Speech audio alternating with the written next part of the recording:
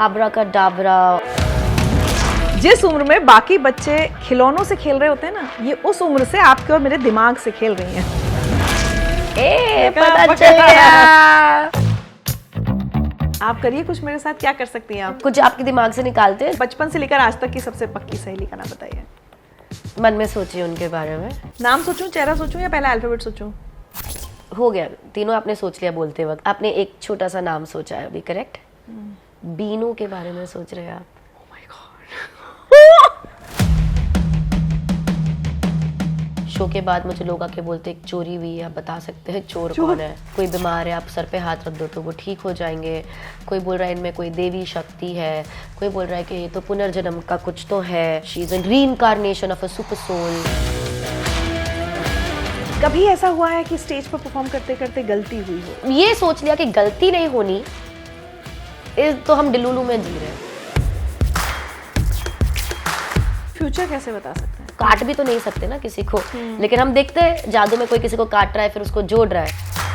आपने एक बार भी इतनी देर में ट्रिक वर्ड यूज नहीं किया, आपने उसको आर्ट कहा। जी, मेरा कभी इंटेंशन नहीं है किसी को ट्रिक करना, किसी को बुद्धू बनाना हमारा इंटेंशन नहीं है। तो हमने तो कभी नहीं बोला कि हम सच में गाते हैं, वो भी तो कला ही है।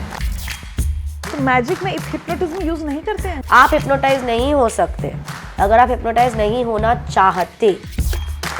जादू ऐसी चीज नहीं है जो आप कर सकते हो। Magic has to be learned. मुझे हमेशा लगता है कि मैजिक हमारे देश में एक कला नहीं, एक परंपरा है।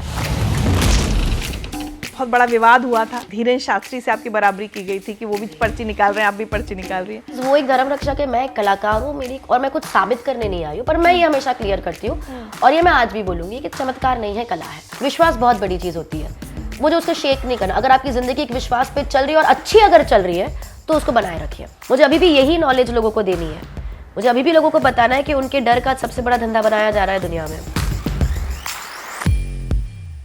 जिंदगी विद ऋचा में आज जो मेरी मेहमान है वो देखने में तो एक बड़ी प्यारी सी इनोसेंट सी लड़की लगती हैं, लेकिन उतनी इनोसेंट ये है नहीं। जिस उम्र में बाकी बच्चे खिलौनों से खेल रहे होते हैं ना, ये उस उम्र से आपके और मेरे दिमाग से खेल रही हैं। और उस खेल का नतीजा देखिए, वर्ल्ड फिल्म चैंपियनशिप, जो जादू और जादूगरों का ऑस्कर माना जाता है, उसको जीतने वाली ये पहली भारतीय बन चुकी हैं। I am so privileged and honoured to welcome Suhani Shah on Zindagi with Richa. Thank you so much यार, मैं अभी भी प्यारी इनोसेंट लड़की हूँ यार। What is this? Looks can be deceptive, आपके ऊपर एकदम फिट होता है ये। It's true. But thank you so much, मुझे बहुत अच्छा लग रहा है। जितने लोगों ने मुझे बोला है कि मुझे ये पॉडकास्ट करना है इज अनबिलीवेबल, तो मुझे लगा मैं करूंगी यार, मुझे खुद को करना है, आप लोगों को मुझे बोलने की जरूरत नहीं है। But I am very happy that आपने डिसाइड किया to be here with me and welcome home. Thank you so much. चलिए, अच्छा है कि हमारे पास बहुत डिजिटल प्रमोशन के पैसे से नहीं होते, but people speak for us. That is very true, that is very true. बहुत आपने बहुत कुछ कमाया है लाइफ में। तो सबसे पहले इस अवार्ड से बात शुरू करें सुहानी। थोड़ा बताइए ये अवार्ड क्या है और कैसे कैसे इसमें जाते हैं? आपने अपनी कोई एंट्री भेजनी होती है, कैसे आपको बेस्ट मैजिक क्रिएटर अवार्ड है ना, कैसे मिला ये? तो अगर मैं एकदम स्टार्ट से समझाऊं, जब मैजिक एक आर्ट फॉर्म एस्टैब्लिश होने लग गया था एंड जब उसका एक कम्युनिटी बना, तब अवार्ड्स भी शुरू हो गए। एंड इनिशियली इसके अंदर सिर्फ स्टेज मैजिक को अवार्ड दिया जाता था, क्लोजअप मैजिक को अवार्ड दिया जाता था। But as magic kept on growing as an art form, street magic आने लग गया तो उसके अंदर अवार्ड होने लग गए। And now online magic has become a huge thing. This year they introduced online magic category अच्छा eight FISM. So the award we have received is the best magic creator. Magic creator, हाँ, Magic creator. But online. Online, correct. Creator, content creator times magic creator. So we've got an award for that. So there were like about 5 nominations and we got selected in that. There were 8 people jury. तो इसके लिए मुझे कुछ usually apply करना पड़ता है। आपको apply करना पड़ता है, एंट्रीज भेजनी पड़ती है, कभी वहां कभी नहीं, every time you have to be there and perform दिखाना पड़ेगा इन फ्रंट ऑफ द जजेस। बट बिकॉज ये एक ऑनलाइन कैटेगरी थी, हमको वो करने की जरूरत नहीं पड़ी। अच्छा, सीधे अनाउंस हो गया कि मतलब अपनी कुछ एंट्रीज भेजूंगी, अपने कुछ वीडियोस भेजूंगी? कुछ भी नहीं भेजा मैंने।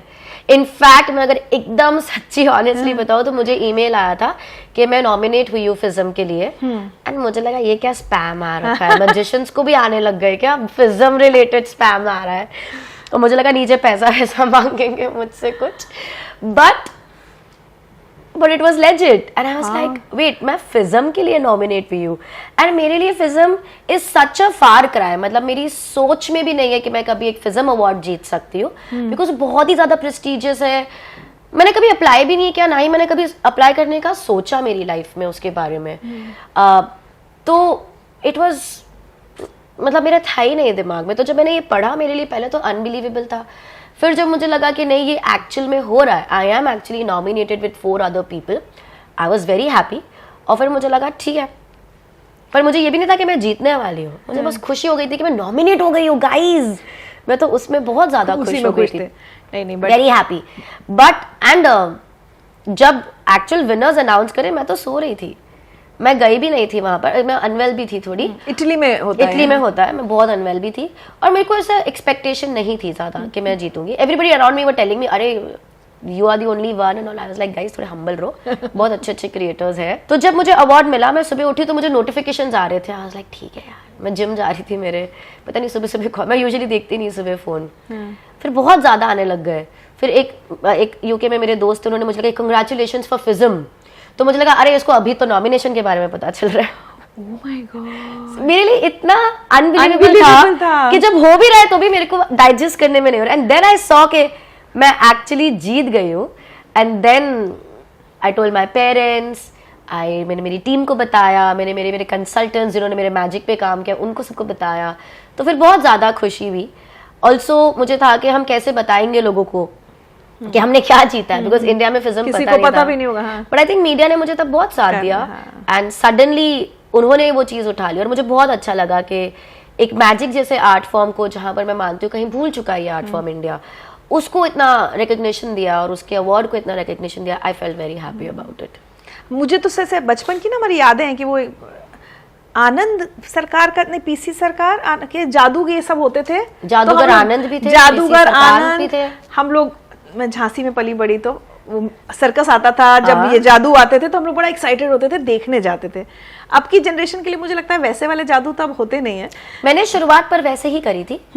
मैंने जब जादू करना शुरू करा तो जादूगर आनंद तो मेरे लिए इंस्पिरेशन थे, पीसी सरकार तो तब नहीं थे, but I mean I seen his videos PC सरकार जी के। तो शुरुआत मैंने भी वैसे ही करी थी, बहुत ही जो ट्रेडिशनल इंडियन जादूगर हम देखते हैं, जहाँ पर हमने ग्लिटर वाले कपड़े पहने, टोपी है, ऐसे पीछे केप है। अगर आप मेरे बचपन के वीडियोस देखोगे, किसी को हवा में उड़ाना, किसी को टुकड़े कर देना, ये सब किया है। मैं वही करती थी। मैं गांव जाती थी, एक गांव में हम जाते थे, एक शहर गांव जो भी जहाँ भी जाते थे, और वहां पर हम 1 महीने तक परफॉर्म करते थे, हर रोज अप टू 3 शोज। मतलब एक दिन में हम 3 शो चलाते थे, 3 घंटे के। एक पूरा कारवां साथ चलता था, 2 ट्रक का सामान है, 30 लोग मुझे असिस्ट करते स्टेज पर, और एकदम ट्रेडिशनल आबरा का डाबरा, और बहुत ही ब्यूटीफुल मुझे लगता था वो करना। अब बिल्कुल छोड़ दिया वो, अब इवॉल्व हो गया है थोड़ा सा मैजिक भी। मुझे वो करना अभी भी पसंद है, लेकिन इट्स जस्ट दैट के आई थिंक 2016 में मैंने एक ब्रेक लिया था, और उसके बाद 2017 में मैंने आई स्विच्ड। तो वो जो हम शोज करते हैं उसे इल्यूजन बोला जाता है, इल्यूजनिस्ट बोलते हैं उनको जो करते हैं। तो मैंने एक इल्यूजनिस्ट से एक मेंटलिस्ट की ओर का एक ट्रांजिशन लिया, तो पूरे शोज बदल गए। क्योंकि जब आप एक मेंटलिस्ट बनते हो, जो मैं अब करती हूँ, यहाँ पे हमें लोग नहीं, असिस्टेंट्स नहीं होते हैं, तामझाम नहीं होता, प्रॉप्स नहीं है, बॉक्सेस नहीं है, it's just me and you. मैं हूँ और मेरे साथ लोग हैं, और लोग ही है जो हमारा या तो प्रॉप बन जाते हैं, असिस्टेंट बन जाते हैं, ऑडियंस बन जाती है, बिकॉज उन्हीं के साथ सारा जादू हो रहा है। तो मैं हमेशा बोलती हूँ मेरे जो शोज है उसमें 50% मैं हूँ और 50% ऑडियंस है। मतलब that's how a show is made, because अगर मैं उनका mind read, it's an interactive performance, it's an engaging performance. लोगों के बिना मेंटलिज्म पॉसिबल ही नहीं होता। चलिए तो शुरू कर देते हैं, ट्रिक से करते हैं। हाँ, क्योंकि लोग कहेंगे इतनी बातें कर रहे हैं, कुछ कर लो, कर लें। बताओ क्या करना है, आप करिए कुछ मेरे साथ, क्या कर सकती हैं आप, बताइए। समथिंग आई कैन, कुछ आपके दिमाग से निकालते हैं जो लोगों को नहीं पता हो अभी तक। मतलब मुझे ऐसा लगता है कि आप इतने सालों से आपको हम देखते आ रहे हैं, people know so much about you, पर ऐसी कोई इन्फॉर्मेशन जो लोगों को नहीं पता है वो हमेशा नहीं तो मुझे प्रॉब्लम नहीं है, मैं तो इन्फॉर्मेशन निकाल देती हूँ। फिर कमेंट आते हैं ये तो इन्होंने पहले इंटरव्यू में बोला है, ये स्क्रिप्टेड है। नहीं ठीक है, तो जो नाम मैं आप अब मेरी बचपन की सबसे पक्की सहेली, जो बचपन से लेकर आज तक की सबसे पक्की सहेली का नाम बताइए। मन में सोचिए उनके बारे में। आपने एक छोटा सा नाम सोचा है अभी, करेक्ट? बहुत कितने प्यारे हो आप, मतलब आई लव डेडिकेट। मुझे लोगों को बोलना पड़ता है आंखें बंद करो, बराबर सोचो। You are very good. या तो आप सच में बहुत अच्छे, या तो आपने मेरे वीडियोस देख के ट्रेनिंग ले ली है। मैं बहुत कम वीडियोस देखकर आई हूं in fact. So you are ready with closing your eyes, thinking of the name on repeat. आप सब ऑटोमेटिकली कर रहे हो, व्हिच आई लाइक इट। ठीक है, आई थिंक बहुत ही छोटा सा नाम है। मेरे को खाली फर्स्ट लेटर चाहिए because it's a common name, so I don't want to mess up between. नाम सोचूं, चेहरा सोचूं या पहला अल्फाबेट सोचूं? हो गया, तीनों आपने सोच लिया बोलते वक्त। बीनू के बारे में सोच रहे हैं आप? Oh my God. Oh my God.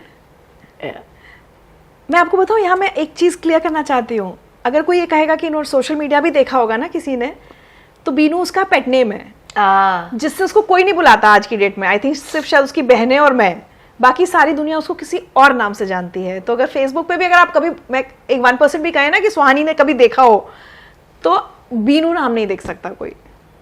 Oh my God.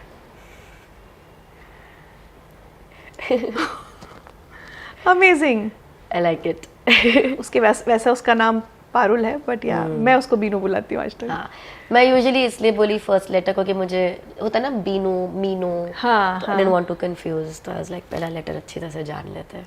वाह, चलिए अब अगले साल में बढ़ते हैं। अब हालांकि मैं थोड़ी देर इसी में घूमती रहूंगी। बीनू देखो, तुम्हारा नाम लिया। सो थोड़ा सा मुझे समझाइए, मैजिक, मैजिशियन, फिर मेंटलिस्ट, इल्यूजनिस्ट, अब आप तो सब कुछ हैं। हाँ। लेकिन अगर आप किसी को समझाना चाहें कि इन सब में आपस में क्या फर्क है? तो जैसे आपको हम जर्नलिज्म से समझाते हैं, आप एक जर्नलिस्ट है, पर जर्नलिज्म के भी अलग अलग प्रकार के जर्नलिस्ट होते होंगे। कोई ग्राउंड रिपोर्टर होता है, स्पोर्ट्स स्पेशलिस्ट होंगे, एक्सपर्ट्स होंगे, एंटरटेनमेंट मीडिया से होगा, पॉलिटिकल करंट अफेयर्स के अलग होंगे। तो सारे हैं तो जर्नलिस्ट ही, लेकिन अलग अलग जॉनर्स को वो केटर करते हैं। ठीक उसी तरह मैजिक एक पेरेंट कैटेगरी है, उसके अंदर अलग अलग जॉनर्स है। जैसे इल्यूजनिस्ट हो गए, जिनका काम है larger than life stage shows करते हैं वो लोग। स्ट्रीट मैजिशियंस हो गए, जो आपको सड़कों पे मिलेंगे जादू करते हुए स्ट्रीट्स पे। कॉन्जरर्स हो गए, पार्लर मैजिशियंस हो गए, एस्केप आर्टिस्ट हो गए। पिक पॉकेटिंग भी एक तरीके का मैजिक का जॉनर है। वो आपकी जेब से चीज मेरे जेब में आ जाएगी वाला। बहुत सारी चीजें जो गायब होती है, लेकिन हम एथिकली करते हैं। पिक पॉकेट जो मैजिक में होता है वो एथिकली होता है। फिर उसी तरह मेंटलिज्म है, अच्छा, जहाँ पर प्रॉप्स नहीं होते, हम लोगों के माइंड्स के साथ और साइकोलॉजिकल इल्यूजन्स करते हैं, जिसमें हम ये भ्रम क्रिएट करते हैं कि हम आपका माइंड रीड कर रहे हैं, या हम आपका फ्यूचर बता रहे हैं, हम आपके पास्ट बता रहे हैं। ऐसी चीजें, हम ऐसा इल्यूजन क्रिएट करते हैं। हम क्योंकि फ्यूचर कैसे बता सकते हैं? करेक्ट, नहीं बता सकते, राइट। लेकिन हम वो मैजिक तो वही है ना, जब आप इम्पॉसिबल चीजों को तो काट भी तो नहीं सकते ना किसी को, लेकिन हम देखते हैं जादू में कोई किसी को काट रहा है फिर उसको जोड़ रहा है, तो वो प्रकार का इम्पॉसिबिलिटी को पॉसिबल करने वाला मैजिक को हम इल्यूजन बोलते हैं। अच्छा, ठीक उसी तरह कोई आपका माइंड रीड नहीं कर सकता, पर वो इम्पॉसिबल चीज को जब हम पॉसिबल करके बता रहे हैं मैजिक में, उसे हम मेंटलिज्म बोलते हैं। तो हम ये बोल सकते हैं कि हर इल्यूजनिस्ट मैजिशियन होता है, हर मेंटलिस्ट भी मैजिशियन होता है, पर जरूरी नहीं कि हर magician that big umbrella is the big umbrella. Correct. तो जैसे आप किसी को पूछते हैं और कोई बोलता है मैं डॉक्टर हूं, तो आप बोलते हो किस चीज के डॉक्टर हो, तो वो अपना एक्सपर्टीज बताते हैं। सिमिलरली मैजिक में अगर आपको किसी के बारे में ज्यादा जानना है, अगर वो बोले कि मैं एक मैजिशियन हूं, तो आप आगे पूछते हो आप what kind of a magician you are, किस प्रकार के, तो वो बोलेगा मैं क्लोजअप करता हूँ, या मैं पार्लर मैजिक करता हूँ, या मैं मेंटलिस्ट हूँ, या मैं इल्यूजनिस्ट हूँ। ये सारे अलग अलग है, लेकिन है सारे मैजिशियंस। बट आप सारे करती हैं? मैं सारे इसलिए करती हूँ क्योंकि मैंने शुरुआत इल्यूजनिस्ट की तरह करी थी, फिर अबाउट 10-12 ईयर्स अगो मैं एक मेंटलिस्ट बनी। लेकिन मेरे इल्यूजन शो में भी, क्योंकि मैं बहुत छोटी उम्र से कर रही थी और बहुत क्यूरियस बच्ची थी मैं, मेरे को अलग अलग चीजें ट्राई करनी होती थी। तो मेरे इल्यूजन शो में भी मैं थोड़ा क्लोजअप डाल दूंगी, थोड़ा मेंटलिज्म डाल दूंगी। क्लोजअप क्या है? क्लोजअप इज जब हम, अगर आप कोई रेस्टोरेंट में जाते हो, कोई व्यक्ति आपके पास आपके टेबल पे आके सिक्का गायब कर देता है, दैट इज क्लोजअप। या इंटरेस्टिंग। मुझे मालूम है बहुत क्लीशे सवाल है, इसके पता नहीं कितनी बार जवाब दिए होंगे आपने, बट मैं एक्चुअली समझना चाह रही। नहीं, कहाँ से सीखा तो नहीं। अच्छा, जब मैं बार बार ये आपके ऊपर रिसर्च में हमेशा आता भी 3-4 साल की उम्र से, 3-4 साल की उम्र से, तो क्या होता है ना सुहानी, एक तो होता है कि भाई ठीक है, बच्चे को थोड़े बड़े में लगा कि हाँ ये चीज़ अच्छी है, मैं सीखना शुरू करता हूँ। लेकिन किसी सुनते ना, इस बच्चे ने 4 साल की उम्र में सितार उठा लिया था, इसने ये 4 साल की उम्र से तबला बजा रहा है, तो कहीं लगता है कि आपको लगता है कि ये कुछ डिवाइन इंटरवेंशन है, यही करना था? क्योंकि ऐसा भी नहीं कि फादर मैजिशियन है या मदर मैजिशियन है, तो बस मैं वो गुत्थी नहीं सुलझा पा रही हूँ कि कहीं थॉट कहाँ से आया? किसी को देख के लगा कि मुझे ये करना है और फिर चलो थॉट आ गया, लेकिन कर भी लिया। देखो पहली बात तो ये कि मुझे लगता है सभी गॉड गिफ्टेड है, ठीक है। इट्स जस्ट अबाउट कि हम कब जाके वो गॉड गिफ्ट आइडेंटिफाई करके उस पर एग्जीक्यूट कर लेते हैं। कुछ लोगों को पता भी होती है उनकी गॉड गिफ्ट क्या है, पर एग्जीक्यूट नहीं करते उस पर, उनको कुछ और करना हो जाता है। मैं जब 6 साल की थी तब मैंने टीवी पे एक जादूगर को देखा। अच्छा। उन्होंने ऑडियंस, जो मैंने जादू देखा, बहुत सारे देखे होंगे, पर जो मेरे लिए मेरे मन में रह गया जो जादू, जिससे मुझे पता चला मुझे जादूगर बनना है, वो जादू में ये हुआ था कि जादूगर ऑडियंस के सामने परफॉर्म कर रहे थे। उन्होंने उनसे पैसे मांगे तो एक नोट दिया गया उनको, उन्होंने वो नोट गायब कर दिया और एक से एप्पल आया और वो एप्पल कटा और उसके अंदर से वो नोट निकला। मैं ये चीज 6 साल की उम्र में ऐसे टीवी पे देख रही थी। ये देखते ही मुझे पता चल गया कि मुझे बस अब और जादू ही नहीं देखना, मुझे जादूगर बनना है।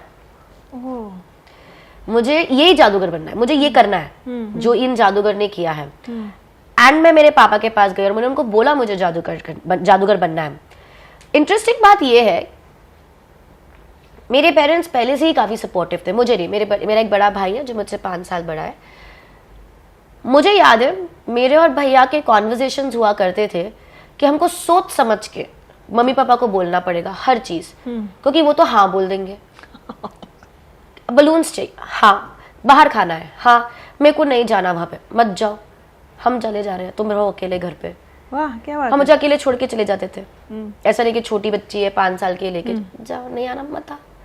सो हमने ना बहुत कम सुना था, तो हमको पहले से ही ये चीज सिखाई गई है कि अगर तुम कुछ बोलोगे we are going to agree, so तुम ही सोच समझ के बोलो, हम पे प्रेशर मत डालो। क्या बात है, ये तो एकदम पेरेंटिंग स्किल पता चली। It was amazing. So I knew कि जब मैं पापा के पास जाऊंगी ये बोलने के लिए कि मुझे जादू करना है, इसको नहीं भी लाइक करो। बट जादू ऐसी चीज नहीं है जो आप कर सकते हो, क्योंकि उसके पहले मैं स्विमिंग करती थी। मैं 7 साल की उम्र में स्विमिंग चैंपियन थी, मेरे क्लब को रिप्रेजेंट करती थी स्टेट लेवल पे। मैंने कंप्यूटर्स कर लिया था, कंप्यूटर में डिप्लोमा किया था जब मैं 7 साल की थी। अब तो हर बच्चा कर लेता है वैसा कुछ। तो बहुत सारी चीजें हो रही थी जादू के पहले भी, लेकिन magic was very, nobody knew करना कैसे है। अगर मैं बोल भी दूं पापा को कि मुझे जादू सीखना है, आगे क्या, बिकॉज ना कोई जादू सिखाता है। हमें जादू नहीं आता है, किसी फील्ड का नॉलेज भी नहीं है हमें, तो we do not know what is the first step to take. तो हमारा बहुत प्रॉब्लम था। और पापा का एक चीज हमेशा से क्लियर था, अगर कुछ करना है तो बेस्ट तरीके से करो, एवरेज नहीं करो, वरना करो ही मत। क्यों टाइम वेस्ट कर रही है, कुछ और कर ले। सो मैजिक में भी ही वॉज वेरी क्लियर। तब हमें नहीं पता था इल्यूजन, मेंटलिज्म, क्लोजअप, ये सब हमें कुछ नॉलेज नहीं थी चीजों की। But he was very clear कि स्कूल या बर्थडे पार्टी पे क्या दिखाना, तो बड़ा स्टेज शो कर। मैनिफेस्टेशंस बड़े थे। It was always very clear of what he wants from his kids. Like उनका ये था कि हम बच्चों को बच्चों की तरह ट्रीट ही नहीं कर रहे, we are taking them not as adults also. ऐसा नहीं कि बड़ों की तरह ट्रीट कर रहे हैं, हम बच्चे को एक इंसान की तरह ट्रीट कर रहे हैं कि अगर उसकी कोई इच्छा है तो पूरी होगी, और अगर हम तो गार्डियन है। तो वो क्लैरिटी जो पेरेंट्स को थी वो बहुत अच्छी थी पहले से। एंड आई रिमेम्बर हम उन्हीं मैजिशियन के पास गए थे जिनको हमने टीवी पे देखा। एंड दैट मैजिशियन, इसलिए मैं नाम नहीं बताती उनका, मना कर दिया, पर उन्होंने मना कर दिया सिखाने से। तो मैं बहुत ज्यादा डिसअपॉइंटेड हो गई थी, बहुत ही ज्यादा। लाइक मैं 6 इयर्स की थी, मेरे पास, मैंने उनसे ऑटोग्राफ लिया था एक नोट पे और वो सब भी है मेरे पास। पर मैं इतनी ज्यादा डिसअपॉइंट हो गई कि ये एंकरेज नहीं करते हैं बच्चों को। तो इतनी उत्सुकता से मैं गई उनके पास और वो मुझे सिखा नहीं रहे। आज आफ्टर सो मेनी इयर्स मैं समझती हूँ, क्योंकि आप मुझे भी कोई आगे बोलेगा तो मैं नहीं सिखाऊंगी। मैंने एक इंटरव्यू में आपको सुना था कि आपने कहा कि मैं नहीं सिखाती, विच इज वो मैजिक की खूबसूरती है। और वो खत्म हो जाएगी, वो खत्म हो जाती है। तो I was very disappointed and I was like नहीं सीखना मुझे जादू, अब मैं खुद से कुछ करूंगी। बट ऐसा पॉसिबल नहीं है, magic has to be learned. ये उन कुछ कलाओं में से है जिसमें आपको चाहिए कोई सिखाने वाला। तो मेरी स्टोरी मुझे ज्यादा सुंदर इसलिए लगती है क्योंकि मैंने जादू जादूगरों से नहीं सीखा है, मैंने जादू असिस्टेंट से सीखा है। जैसा आपने नाम लिया जादूगर आनंद, तब और भी बहुत से जादूगर थे, जादूगर मंगल, जादूगर शंकर, पीसी सरकार। तो क्या हो रहा था, ये सब जो बड़े जादूगर है उनको जो असिस्ट करती थी उनकी एक टीम होती है। किसी तरह हमें वो एक टीम मिली जिसमें एक फैमिली है, बहुत बड़ी एक्सटेंडेड फैमिली। तो जो मैन ऑफ द फैमिली है वो मेन म्यूजिक और लाइट टेक्नीशियन है, उनकी जो वाइफ है वो मेन लीड है, असिस्टेंट। उनकी जो 2 बहनें हैं वो साइड असिस्टेंट्स है। उनके जो अलग एक्सटेंडेड फैमिली मेंबर्स होंगे वो सेटअप लगाते हैं। फिर बेसिकली ये पूरा एक कारवा इनका फैमिली ही है, ठीक, जो पूरा एक मैजिशियन को असिस्ट करता है। तो क्या होता है कि मैजिशियंस उनको कांटेक्ट करते हैं, उनको बताते हैं ये एक्ट है, ये एक्ट है, ये रिहर्सल, और मैजिशियंस उनको रिहर्स करवाते हैं। अच्छा, And then they अच्छा, become- और ये किसी भी मैजिशियन के साथ काम कर सकते हैं? सिलेक्टेड ही होते हैं। अच्छा, हाँ। बिकॉज ये नहीं ये भी मैजिशियन फैमिली से ही आते हैं, तो उन्होंने भी ये सीखा है, ये पास ऑन ही हो रहा है उनकी भी जनरेशन में। तो ये मुझे हमेशा लगता है कि मैजिक हमारे देश में एक कला नहीं, एक परंपरा है।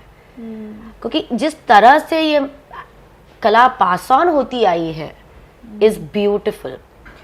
तो मैं जब इस परिवार से मिली, मेरे पेरेंट्स, हमें बहुत ज्यादा कन्विंसिंग लगा कि देखो जादूगर नहीं है हमारी बेटी, लेकिन हम चाहते हैं कि आप उससे सिखाइए। और फिर इधर तक पहुंचने में हमें 6-8 महीने लग गए थे, और इसके बाद और 6-8 महीने लग गए उनसे सीखने में। उनसे सीखने में। उन्होंने ही मेरा शो बनाया, उन्हीं के साथ करती थी मैं। तो उनका नाम भी आप कभी नहीं बताती हैं? नो नो, वो तो है, कल्पेश भाई है, गीता दीदी। इनफैक्ट अभी वो यूएस में रहते हैं, तभी मैं शिकागो में जब शो करी थी वो शो पे आए, और जब उन्होंने मुझे आज मेरे को उनसे मिले, मैं उनको 20 साल बाद मिल रही थी, तो वो भी बहुत खुश थे कि हमने कहाँ से शुरू करा था और हम कहाँ पहुंच गए हैं। So it was beautiful, and मैं तो बहुत उनको ओ करती हूँ, मतलब उनकी वजह से ये पूरा हो पाया है।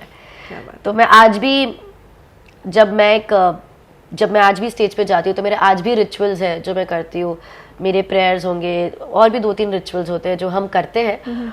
और मुझे आज के जब मैं बहुत आर्टिस्ट को मिलती हूँ, मेरी टीम बोलती है यार ये तो, मैंने कहा यार जिससे हमने सीखा है, जब वो आज भी करते हैं तो हम क्यों नहीं कर सकते। अरे it's just deep rooted in your mind.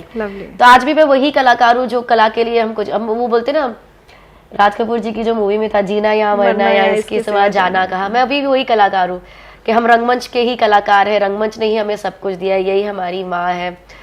तो आज मैं बीमार हूँ, मुझे बुखार हो, किसी को कुछ हो गया हो, लेकिन अगर शो है तो शो तो होगा। तो शो को मना नहीं कर सकते हम। तो बस उन लोगों से, उस परिवार से आपने सीखा, उसके बाद you were on your own, मतलब उसके बाद नहीं, अपना... वो मेरे साथ थे, they were now the assistants of my show. Okay. तो उनके साथ फिर हमने 10-12-15 साल काम किया। फिर वही मेरा कारवा बन गया था। तो जो बोलो कि मेरे, ऐसा ही नहीं है कि वो असिस्टेंट्स मेरे, वो जो फैमिली है वो मेरे सिर्फ असिस्टेंट्स नहीं थी, वो मेरे पहले दोस्त थे, वो मेरे पहले गाइड थे, वो मेरे पहले टीचर थे। They were everything to me. मुझे याद है मैं स्कूल नहीं गई तो कभी मैथ्स का कोई इशू आ गया तो मैं जो मुझे याद है, एक भैया थे जो मेरे कर्टन्स पुल करते थे मेरे शो में, वो 4th तक पढ़े हुए थे। तो मैं उनसे सीखती थी कि भैया मुझे सिखा दो थोड़ा। आपने होम स्कूलिंग की है ना? स्कूल बिल्कुल स्कूल की ही नहीं है मैंने। हाँ, मतलब इसको होम स्कूलिंग बोलते हैं, घर पे बैठ के पढ़ लिया, उतना किया? तो टिल 13 इयर्स, जब तक मैं 13 साल की थी तब तक मुझे कुछ नहीं आता था। हिंदी बोलने आती थी क्योंकि मदर टंग है, शोज में बोल देती थी डायलॉग्स। इंग्लिश थोड़ा बहुत लिखना आता था क्योंकि पहली तक स्कूल गई, लेकिन उसके अलावा कुछ नहीं आता था। इंग्लिश बोल दो, मैथ्स बोल दो, साइंस बोल दो, मुझे ज्योग्राफी कुछ नहीं पता, और जरूरत भी नहीं लगी क्योंकि हम अपने, मेरी दुनिया ही इतनी थी, मेरा शो, मेरे लोग, मेरा काम, बस। तो जब मैं 13 साल की थी तब करीबन 6-7 साल हो गए थे शोज करते करते, और एक्सपीरियंसेस बहुत ज्यादा अमेजिंग हुए थे। जैसे मुझे याद है मैं कानपुर में शो कर रही थी, शो के बाद मुझे लोग आके बोलते एक चोरी हुई है, आप बता सकते हैं चोर कौन है। फिर ऐसे बहुत इंसिडेंट्स होते थे, शो के बाद लोग आके मिल रहे हैं और वो बोल रहे हैं कि कोई बीमार है, आप सर पे हाथ रख दो तो वो ठीक हो जाएंगे। कोई बोल रहा है इनमें कोई देवी शक्ति है, कोई बोल रहा है कि ये तो पुनर्जन्म का कुछ तो है, she is an reincarnation of a super soul. बहुत सारी प्रॉब्लम्स लेके मेरे पास लोग आ रहे हैं कि मैं जादू से ठीक कर दूंगी, क्योंकि लोगों के लिए भी विश्वास करना कि 9 साल की लड़की, 8 साल की लड़की हवा में उड़ रही है, गायब हो रही है, ये हो रही है। तो हमारे देश में मैजिक, साइंस, आर्ट, रिलीजन, इन सब के अंदर का डिफरेंशिएशन बहुत कम है कि चमत्कार क्या है, जादू क्या है, रिलीजन क्या है, स्पिरिचुअलिटी क्या है, ये सब बहुत कंबाइन हो गए कहीं ना कहीं चीजें। तो आई फील लाइक लोग ऐसे ऐसे सवाल लेके मेरे पास आते थे जब मैं 8 साल की हूँ, 9 साल की हूँ, 11 साल की हूँ। और मैं उनको देख के सोच रही हूँ यार ये तो बड़े लोग हैं, ये तो समझदार है, इनको तो पता होना चाहिए ना जो मैं कर रही हूँ वो एक कला है। And then slowly I realise कि नहीं पता है लोगों को, और बिलीफ सिस्टम कैसे काम करता है, और किस तरह से जो बोल रहा है व्यक्ति कि यार इनके सर पे हाथ रख दो ये ठीक हो जाएंगे, असल बात तो ये है कि जब मैं हाथ रखूंगी तो वो एक्चुअल में ठीक होंगे भी, उनको बेटर फील होगा भी, क्योंकि उन्होंने इतना विश्वास उस चीज में डाल दिया है। Placebo effect. तो जो चीजें लोग साइकोलॉजी की क्लास में पढ़ रहे थे वो मैं रियल लाइफ एक्सपीरियंस कर रही थी। कभी कभी तो मैं कुछ ऐसे बोल देती थी तो बोला देखो इन्होंने बोला इसलिए हो गया। एक स्टंट ये होता था जहां पर हम अगले दिन की हेडलाइंस पहले ही प्रिडिक्ट करेंगे। तो हम एक एनवेलप में लिख के हम उनको पहले ही हैंड ओवर करते थे, फिर वो उसको लेके शो पे आते थे और वो सील उसी वक्त ओपन होती थी एंड हम बताते थे कोई ये हमने कल दिया था और ये आज की हेडलाइंस हमने प्रिडिक्ट करी है। अब हम ऐसे स्टंट्स करते थे। सो फॉर पीपल ये तो भविष्य जानती है, इसको तो पता है लॉटरी पे क्या टिकट के नंबर आने वाले हैं।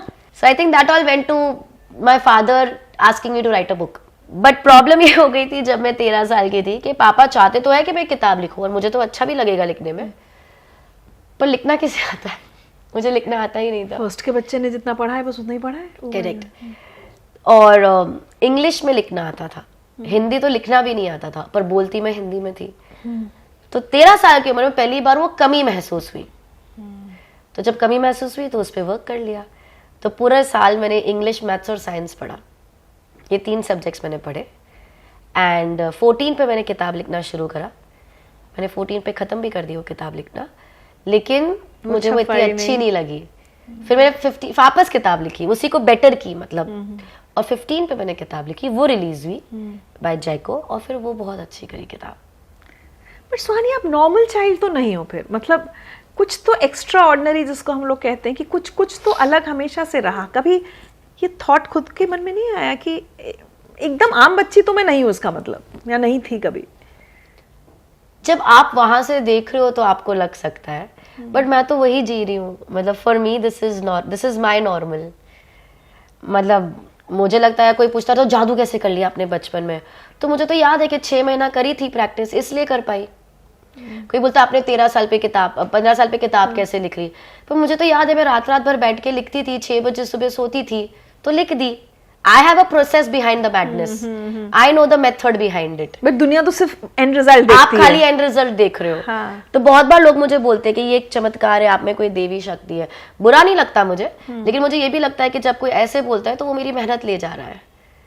Like you are not respecting my hard work. मैंने बहुत मेहनत करी है मेरे हाँ, कोई कहे अरे you so lucky, you blessed, ये वो, तो फिर ये हो जाएगा कि मैंने क्या, या मैं आपसे कहूँ यू बॉर्न इंटेलिजेंट। हाँ, तो ऐसा नहीं है कि मैं नहीं मानती, मुझे लगता है सब लोग बहुत टैलेंटेड है। मैं अपने आप को वो ऐसा नहीं है कि मैं अपने आप को नीचे दिखा दूं कि भाई नहीं मेरे में नहीं है talent. I am not saying that. मुझे लगता है यार भगवान ने सबको इतना अच्छा बनाया है, मुझे भी बनाया है। इतना मुझे कुछ वो नहीं है कि नहीं मेरे में कुछ नहीं है, पर सब में होता है, is what I am trying to say. And what मेरे को लगता है बहुत बार जब जैसे आप बोल रहे हैं तो सेम थिंग कि यू कैन सी, क्योंकि शायद मैंने जो मैंने पाथ बहुत अनकन्वेंशनल पकड़ा। जादू हमारे देश में कोई करते हुए देखते नहीं है लोग, तो मैंने जादू जैसा, लड़कियां तो है ही नहीं, सो एक अनकन्वेंशनल पाथ पकड़ लिया, मेल डोमिनेटिंग फील्ड भी पकड़ ली। और ये फील्ड इतनी ज्यादा मिस्टीरियस है कि इसके पीछे लोगों को ज्यादा जानकारी भी नहीं है चीजों के बारे में। तो शायद कॉम्बिनेशन ऐसे बने वेयर पीपल स्टार्ट थिंकिंग कि ये तो देवी शक्ति है या स्पेशल है या whatever. But for me I feel like as much as everybody is blessed, even I am, but मैंने बहुत मेहनत भी करी है। मुझे याद है किस तरह से मैं मम्मी पापा रात भर दिन रात या तो काम कर रहे हैं या तो पढ़ाई कर रहे हैं या तो कुछ कर रहे हैं। It has taken a lot to be here. एक मैसेज सुनवाती हूँ आपको। ओके।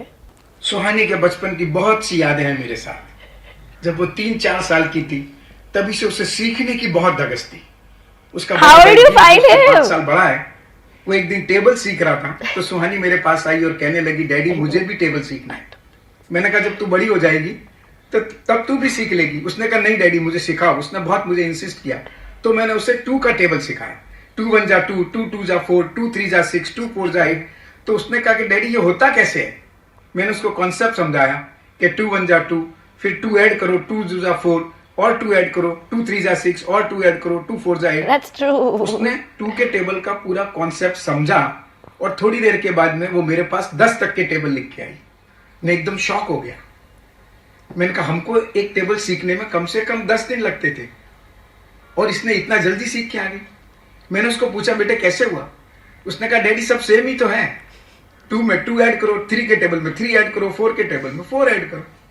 तब मुझे लगा कि सुहानी कुछ डिफरेंट है, उसकी हर बात पे अब मुझे ध्यान देना चाहिए। और उसके बाद मैं सुहानी को बहुत सीरियसली लेने लगा, उसकी हर बात को ध्यान से सुनने लगा।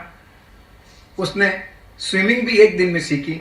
जब वो 4-5 साल की थी तो वो स्विमिंग पूल के पास खड़ी रह के ऑब्जर्व करती कि जो भी स्विमिंग पूल में जाता है कोई डूबता नहीं है, हर सब कोई हाथ पैर हिलाता है और बाहर आ जाता है।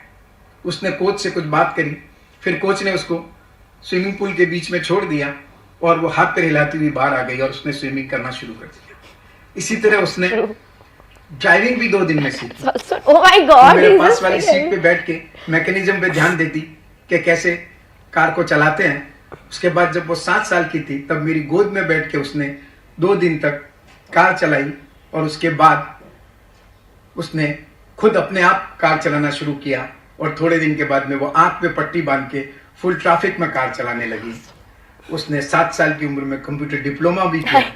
He said computer everything. Diploma order थी, उस Proud वक्त black father. And white computers आते थे। तो उसकी बहुत सारी यादें हैं और मुझे भगवान ने एक सुहानी के रूप में गिफ्ट दी है और मेरा ये फर्ज बनता है कि मैं उसे संभाल के रखूं और मैं पूरी कोशिश कर रहा हूं कि सुहानी के हर काम में मैं उसका पूरा सहयोग करूं। That's actually true. You asked him to, oh my God. That's all, yeah. मुझे ऐसा लगता है कि जब मैं बोलती हूँ तो अजीब लगता है, but when I hear it, I feel like that's all true. हाँ. देखिए उन्होंने भी तक कह दिया कि मुझे समझ में आ गया था कि एकदम नॉर्मल साधारण बच्चा नहीं है।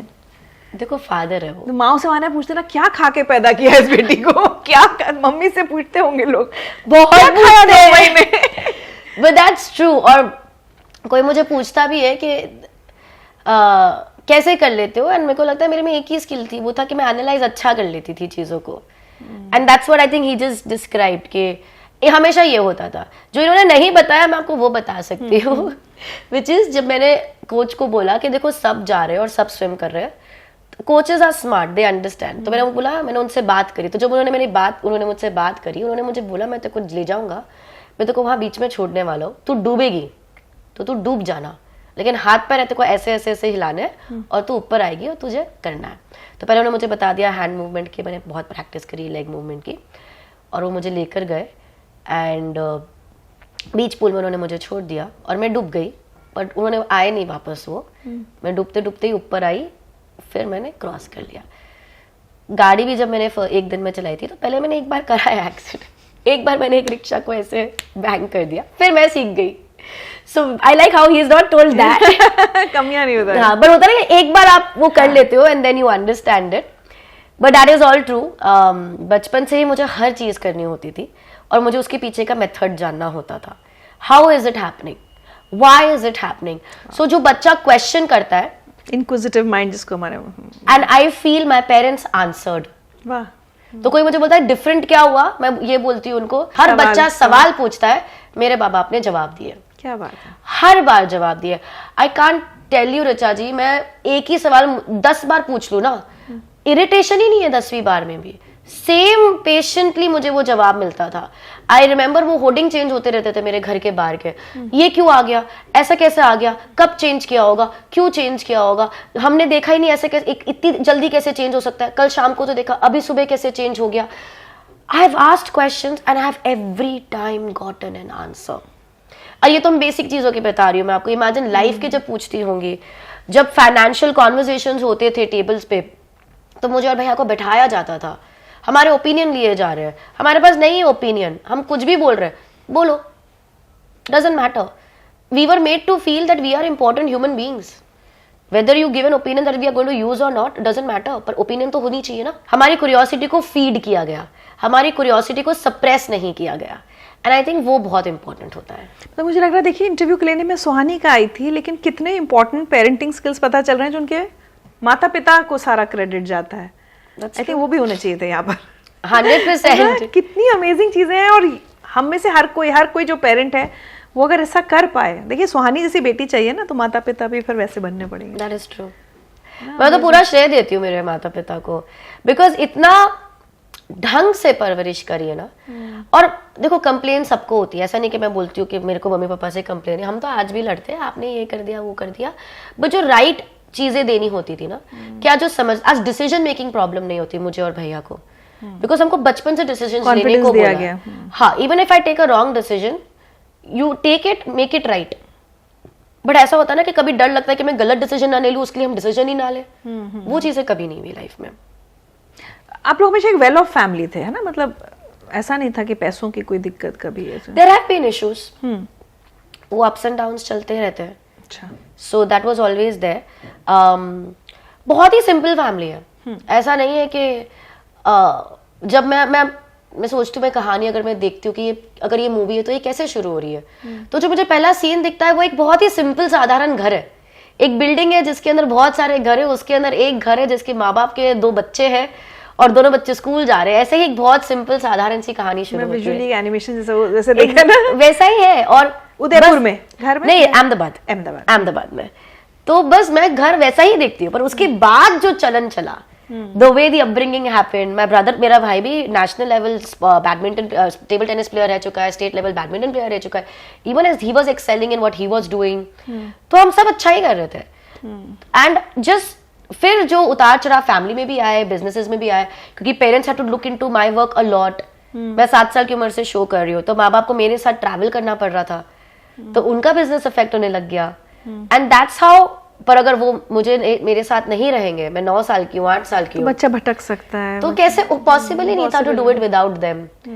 माय मदर, मेरी मम्मा का बहुत ही ज्यादा क्रिएटिव माइंड है, तो जो आप बैक स्टेज देखते हो मैजिक में, जो आउटफिट्स है, बैक स्टेज है, जो टेक्निकल माइंड चल रहा है पीछे, जैसे मैं तो बोल देती हूँ मुझे हवा में उड़ना है, इंडिया कोई जादूगर तब हवा में नहीं उड़ता था, ये फर्स्ट एक्ट बन रहा है इंडिया में, अब कैसे कैसे बनाएंगे, हमारे पास रेफरेंस पॉइंट ही नहीं है। That act was created by my mother and she is not a magician.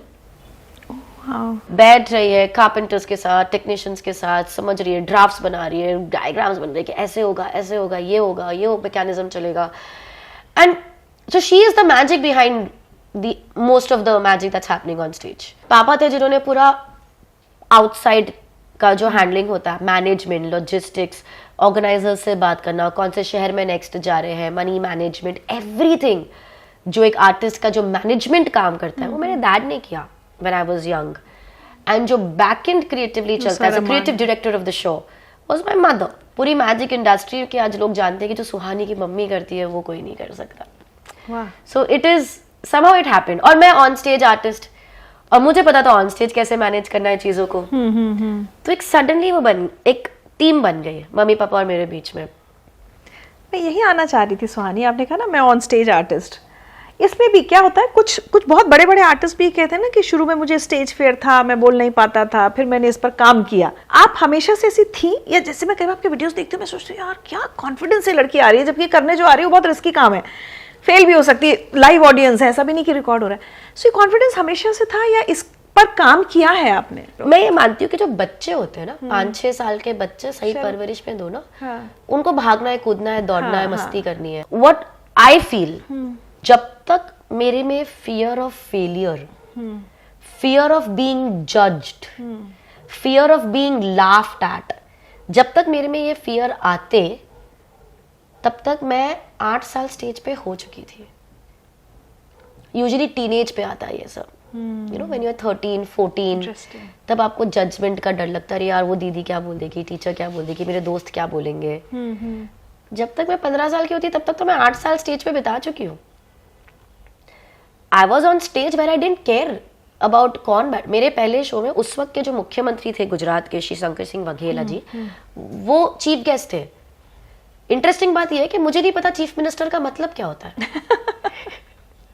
सो मैं स्टेज पे सिर्फ इसीलिए हूं क्योंकि मुझे स्टेज पे जाना पसंद है। There is no other reason for me to be there. तो जब तक मुझे समझ पड़ता है कि चीफ मिनिस्टर क्या होता है, वाइस प्रेसिडेंट क्या होता है, प्रेसिडेंट क्या होता है, तब तक ये सब लोग मेरे शो में आ चुके हैं, ये सब लोग मेरा शो देख चुके हैं। इन सबके साथ फोटोज, इंटरव्यूज, न्यूज़पेपर क्लिपिंग्स, जब लोग सेल्फीज तो चलो अभी, तब ऑटोग्राफ्स देना, इंटरव्यू, ये सब हो चुका है। तो क्या हुआ कि अभी भी लोग मुझे पूछते हैं how do you feel when people are asking you for this autograph, आप इतने पॉपुलर हो गए हो। पर मुझे लगता है मैंने तो बचपन से ये देख रही हूँ, एंड ऐसा नहीं है कि it's a flex, it's normal. तो अब नहीं लगता कभी? मुझे ये लगता है कि जैसे सबका अलग अलग 9 to 5 होता है, ठीक है, जैसे आपका 9 to 5 ये है, किसी का 9 to 5 ऑफिस पे जाके बैठना है, मेरा 9 to 5 है स्टेज पे जाना, शो करना। और क्योंकि ये एक पब्लिक स्पेस है जहाँ लोग जहाँ बहुत सारे लोग इन्वॉल्व है और वो आपको देखते हैं और आपकी तारीफ करते हैं, वी गेट हाईली वैलिडेटेड। और इसलिए मेरे 9 to 5 का पार्टी है people loving me and asking me for selfies और ऑटोग्राफ्स। लेकिन अगर मैं ये लेके बैठ गई मेरे मन में, तो फिर तो आई थिंक मेरा आर्ट ही मर जाएगा, मैं वो कर ही नहीं पाऊंगी जो मैं कर पा रही हूँ। आई डोंट थिंक मैं अपना आर्ट इतना एंजॉय कर पाऊंगी। सबसे आई थिंक मेरे लिए सबसे ज्यादा इंपॉर्टेंट है to remember I am doing what I am doing because I love doing it. मैं कुछ और भी कर सकती थी पर मैंने ये चूज किया है, and I thoroughly love being on stage, performing magic, talking to people. उससे ज्यादा लोगों को उन चीज पे विश्वास करवाना जो बहुत ही अविश्वसनीय है, मुझे उससे ज्यादा खुशी किसी चीज में मिलती ही नहीं है। कई बार ऐसा होता है, बहुत छोटे में जिन बच्चों को हम देखते हैं ना, बहुत फेम मिल गई भाई, कुछ तो लता मंगेशकर होते हैं कि बिल्कुल आखिर तक वो उसको बरकरार रख पाई। बहुतों के साथ हम ये भी देखते हैं कि बहुत जल्दी मिला तो या तो फेम सर पर चढ़ गई या वो सक्सेस लॉन्ग लास्टिंग नहीं रह पाया। आपको क्या लगता है कि क्या करती हैं या हमेशा किस चीज़ के लिए अपने आप को, एक होता है ना अवेयरनेस में जीती हैं कि ये लॉन्ग लास्टिंग रहना चाहिए, ये बस कुछ सालों की चीज़ नहीं होनी चाहिए? या कभी कभी बहुत छोटा शुरू में करने में बर्नआउट भी हो सकता है, उसका डर भी होता है, होता भी है, थक गए, एग्जॉस्ट हो गए। अभी भी होता है, बर्नआउट्स एंड ऑल अभी भी होते हैं, ऐसा नहीं है कि नहीं होता है। द काइंड ऑफ लाइफस्टाइल जो हम जीते हैं, जितना हमारा ट्रैवल होता है, जिस तरह से हमको रोज स्टेज पे जाना है, बहुत एग्जॉशन होता है। तो पहली बात तो ये है कि मुझे नहीं लगता मिला है, इट डजंट फील लाइक कि मुझे कुछ मिल गया है जो चला जाएगा, जैसे मुझे पकड़ के रख के संभाल के रखना है। It doesn't feel like that at all. मैं तो यही करती हूँ, मुझे इसके अलावा कुछ आता नहीं है। This is my life. तो क्या ही कौन किधर क्या जा रहा है, यही है। So first of all I am very secured with my art form, with the person I am. मुझे कभी ये नहीं हुआ कि ये भी करना है वो भी करना है, नहीं तो क्या हो जाएगा। आई एम नॉट वरीड। मैं 7 साल की उम्र से जादू कर रही हूँ, मैं अभी 36 की होने वाली हूँ, मतलब 28 साल हो गए जादू करते करते। अब मुझे पता है मैं यही करने वाली हूँ, and so that is it. First thing is कि मुझे कभी ये नहीं लगा कि कुछ मिला है जो जाने वाला है। मुझे लगता है यही जिंदगी है मेरी, मुझे यही करना है। दूसरी बात यह है कि जैसे बहुत बार लोगों को लगता है कि जब आप एक बचपन में कुछ चीज की शुरुआत कर लेते हो तो उसका exhaustion period comes very soon. Like बहुत सारे चाइल्ड आर्टिस्ट होंगे जो टीनेज में या in the 20s 30s they are done with it and they have changed their career path, कुछ और करने लग गए हैं। जब मैं मैजिक कर रही थी, मेरे साथ भी ऐसा, magic became a lifestyle, it was not something I was doing. Magic काम नहीं है, वो जिंदगी है। मैं रोज शोज करती थी, जैसे आप रोज खाना खाते हो वैसे मैं रोज शो कर रही हूँ। सो स्टेज पे जाके परफॉर्म करना लाइफस्टाइल है अब। पर मेरे पास दिन में बहुत टाइम होता था तो मैं दूसरी चीजें ट्राई करती रही, जैसे किताबें लिख दी, स्पीचेस देने लग गई, वर्कशॉप्स करने लग गई, बहुत सारी दूसरी चीजें करने लग गई थी टू सी।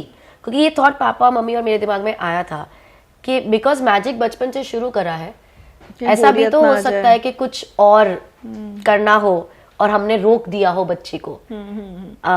तो I delved into many other things. Scuba dive किया, मैं बहुत सारे स्पोर्ट्स खेलती हूँ, मैं लिखती, बहुत सारी चीजें करी जस्ट टू मेक श्योर कि अगर किसी और चीज में इंटरेस्ट है तो फिर मैं वो कंटिन्यू। कोई डाउट है अगर तो इसको छोड़ सकते हो। बट आई टेल यू, बीच में मैंने एक क्लिनिक चलाया था। क्लिनिक एज एन एक सेंटर था जहाँ पर people used to come and meet me in Goa. जैसे पहले जब मैं शोज करती थी तो लोग मुझे पूछते थे कि क्या आप हमारी बीमारी ठीक कर सकते हो, ये ठीक कर सकते हो। तो मैं उनको, पहले तो मैं मना कर देती थी, फिर धीरे धीरे जब मैं भी बड़ी हुई तो मैं उनको समझाने लग गई कि देखो ऐसा कुछ नहीं होता, ये सब आपके मन में है, आपका विश्वास इस तरह से वर्क करता है, यू नीड टू, आपके सब समझाती थी डिपेंडिंग ऑन द इशू।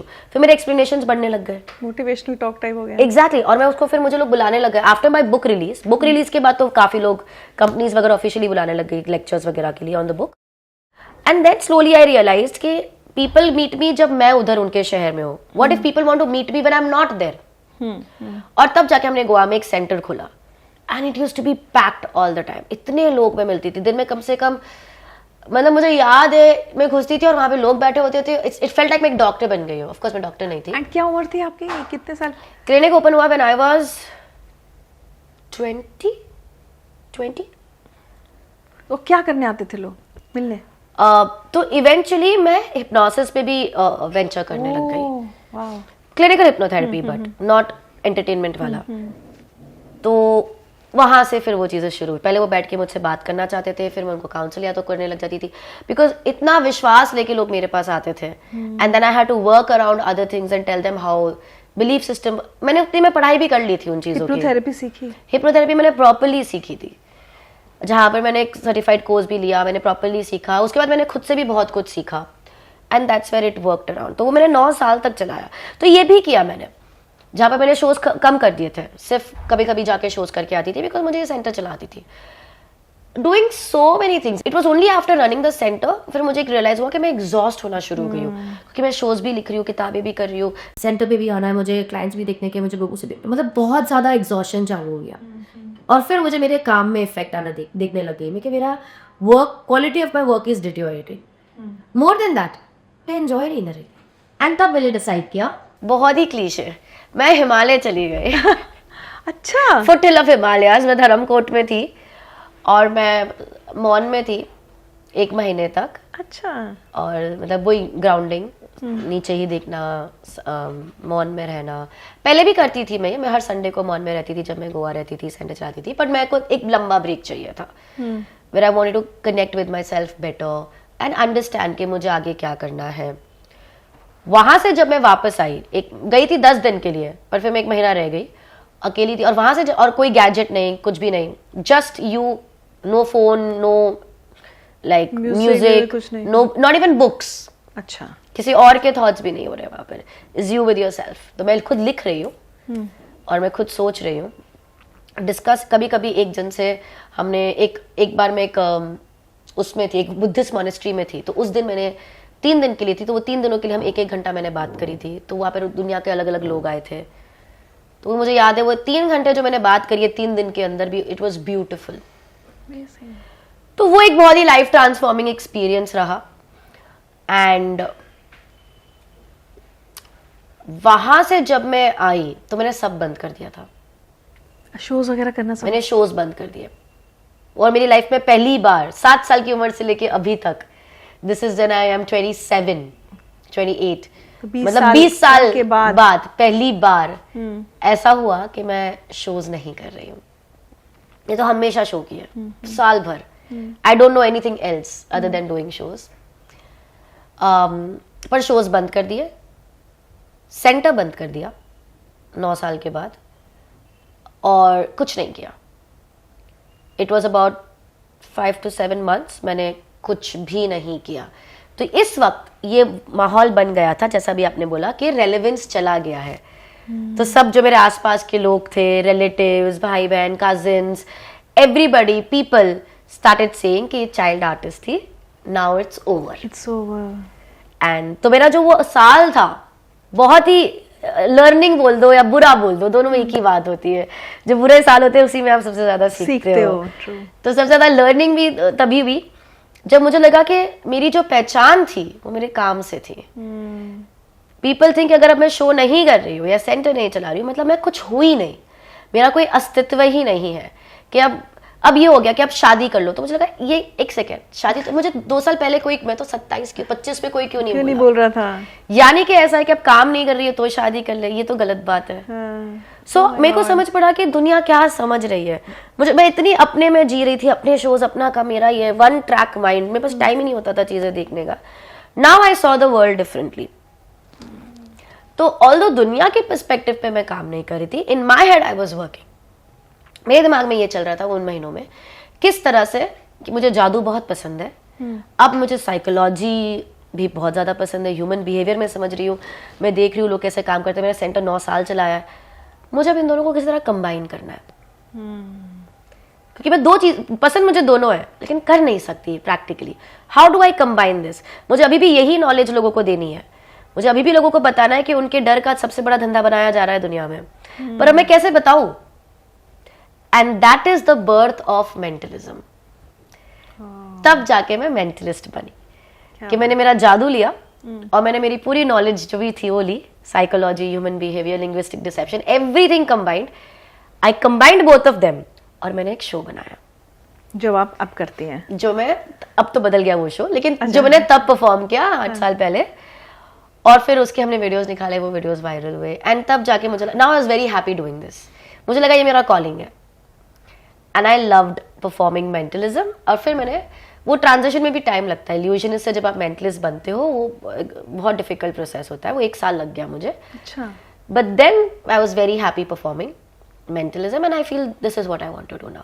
क्या बताऊं? मुझे आपकी बातों में ना एक चीज मैंने नोटिस की जो बड़ी अच्छी लग रही है. नॉर्मली हम लोग जादू में ना हमेशा ट्रिक्स वर्ड यूज करते थे. आप बार बार उसको, आपने एक बार भी इतनी देर में ट्रिक वर्ड यूज नहीं किया, आपने उसको आर्ट कहा है. जी. This is amazing. तो हम कभी ट्रिक्स नहीं, मैं कभी ट्रिक यूज नहीं करती बिकॉज मुझे नहीं लगता है कि मेरा कभी इंटेंशन नहीं है किसी को ट्रिक करना. किसी को बुद्धू बनाना हमारा इंटेंशन नहीं है. इनफैक्ट कोई भी कला आप चाहो, अगर आप कोई भी कलाकार को लो and I can say somebody like as big as Shahrukh Khan. जब शाहरुख खान स्क्रीन पे रो रहे ना तो आपको यहाँ पे रोना आता है. करेक्ट. पर क्या वो सच में रो रहे थे? नहीं ना. पर आप ये तो नहीं बोलोगे कि देखो झूठ बोल रहा है, कर रहे हैं, हाँ. कि ट्रिक कर रहे हैं मुझे. आप ये बोलोगे क्या कलाकार है यार. ठीक उसी तरह जादू में भी अगर आपके सामने से कोई चीज गायब हुई है तो हमने तो कभी नहीं बोला कि हम सच में गायब करें. वो भी तो कला ही है. तो मुझे लगता है कोई बहुत रिस्पेक्ट दे रही हैं आप उस आर्ट को. मुझे सबसे मेरी अच्छी बात है, मेरा जीवन है ये. बहुत अच्छी बात लग रही है. अच्छा चलिए एक ट्रिक और, ट्रिक नहीं, एक कला का एक Act और बोल सकते एक हैं. एक्ट एक और और करें, act करते एक और हैं. Act Yes. करें. क्या करूं? देखिए मैं कुछ भी सोचती हूँ, कई बार लोगों को लगता है कि भाई ये तो पता होगा, बट सुहानी और मैं पहली बार मिल रहे हैं. सिंपल कुछ कर लेते. अभी हमने शाहरुख खान का नाम लिया तो आप अपना कोई भी फेवरेट मूवी सोच सकते हो. हाँ, तो उसमें क्या सोचूं? नाम सोचूं या एक्टर सोचूं या उस फिल्म का कोई सीन सोचूं? शाहरुख खान तो मत ही सोचना, फिर नहीं, तो शाहरुख बहुत ही ऑब्वियस हो जाएगा. नहीं, शाहरुख की फिल्म मेरी मूवी फेवरेट है. सोच होएगा. कोई मूवी का नाम सोच सकते हैं. ठीक है, सोच लिया आपने? You have it. बहुत ही क्लियरली था आपके पास. 1 वर्ड है. बिकॉज इतना क्लैरिटी से जल्दी आ गया इसलिए. पता है इसको थोड़ा अलग करना, मैं आपके साथ कुछ अलग करना चाहती हूँ. ऋचा जी, आप जब यहाँ पर आए और हम जब ये इंटरव्यू शुरू करा उसके पहले आपकी टीम यहाँ पर आई थी और हमने ये सेटअप किया था. करेक्ट. आपने ये बताया था, अभी हम थोड़ी देर पहले बात कर रहे थे कि आप भविष्य बता सकते हैं, फ्यूचर प्रेडिक्ट कर सकते हैं. तो मैंने बोला था कला में सब कुछ कर सकते हैं. ठीक है. तो ये मूवी तो आपने अभी सोची होगी. करेक्ट. मुझे तो नहीं पता, लेकिन आपके ये सोचने के पहले, यहाँ पर आने के पहले, ये सेटअप होते वक्त हमने कुछ किया था. आपको देखना है हमने क्या किया था. मैंने एक कागज पे कुछ लिखा और कहीं रख दिया. मैं चाहती हूँ आप ये पौधा उठाएंगे, उसके नीचे एक कोस्टर है, वो पौधा साइड पर रखे. अब कोस्टर ओके ले ली, उठा लीजिए. उसके नीचे कुछ तो लिखा है. Oh my God. Is this the movie you were thinking of? आनंद मेरी हमेशा बचपन से आज तक मेरी एक ही फेवरेट मूवी है. मैं और किसी मूवी को फेवरेट मूवी कहती नहीं हूँ. ओह माय गॉड, मुझे ना अजीब अजीब सा हो रहा है. Yes, my favourite movie. But अच्छा, मैंने देखा नहीं आपने कब लिखा. ओह यार, कैसे करते हो यार. और ये चीज मैंने बहुत ज्यादा जगह, मतलब कहीं से बोला भी नहीं है. मुझे नहीं लगता मैंने कहीं बोला है. पर आप तो कोई और मूवी भी सोच सकते थे. अच्छा नहीं, फेवरेट है. मेरी फेवरेट एक ही है. अगर आप ये बोलते कि रैंडम कुछ भी सोचो तो अलग बात है, बट मेरी फेवरेट मूवी आनंद है हमेशा से. एक बहुत इंपॉर्टेंट सवाल मैं एक लड़की होने के नाते आपसे पूछना चाहती हूँ सुहानी. हर इंडस्ट्री में ये है ना, अगर आप थोड़े ज़्यादा स्मार्ट हैं या कॉन्फिडेंट हैं या आप अपनी फीस मांग रहे हैं जो आपको लगता है आप डिजर्व करते हैं, हर कदम पर कोई ये कहने वाला भी आता है, अरे यार यू नो टू मच, ये लड़की थोड़ी ज़्यादा ही है, ये अपने आप को कुछ ज़्यादा ही समझ रही है. हमेशा गर्ल्स को एक्सपेक्ट किया था अपनी उसमें रहें. ये एक्सपीरियंसेस कितनी बार हुए कि जहाँ लोगों को लगा नहीं you don't deserve this much?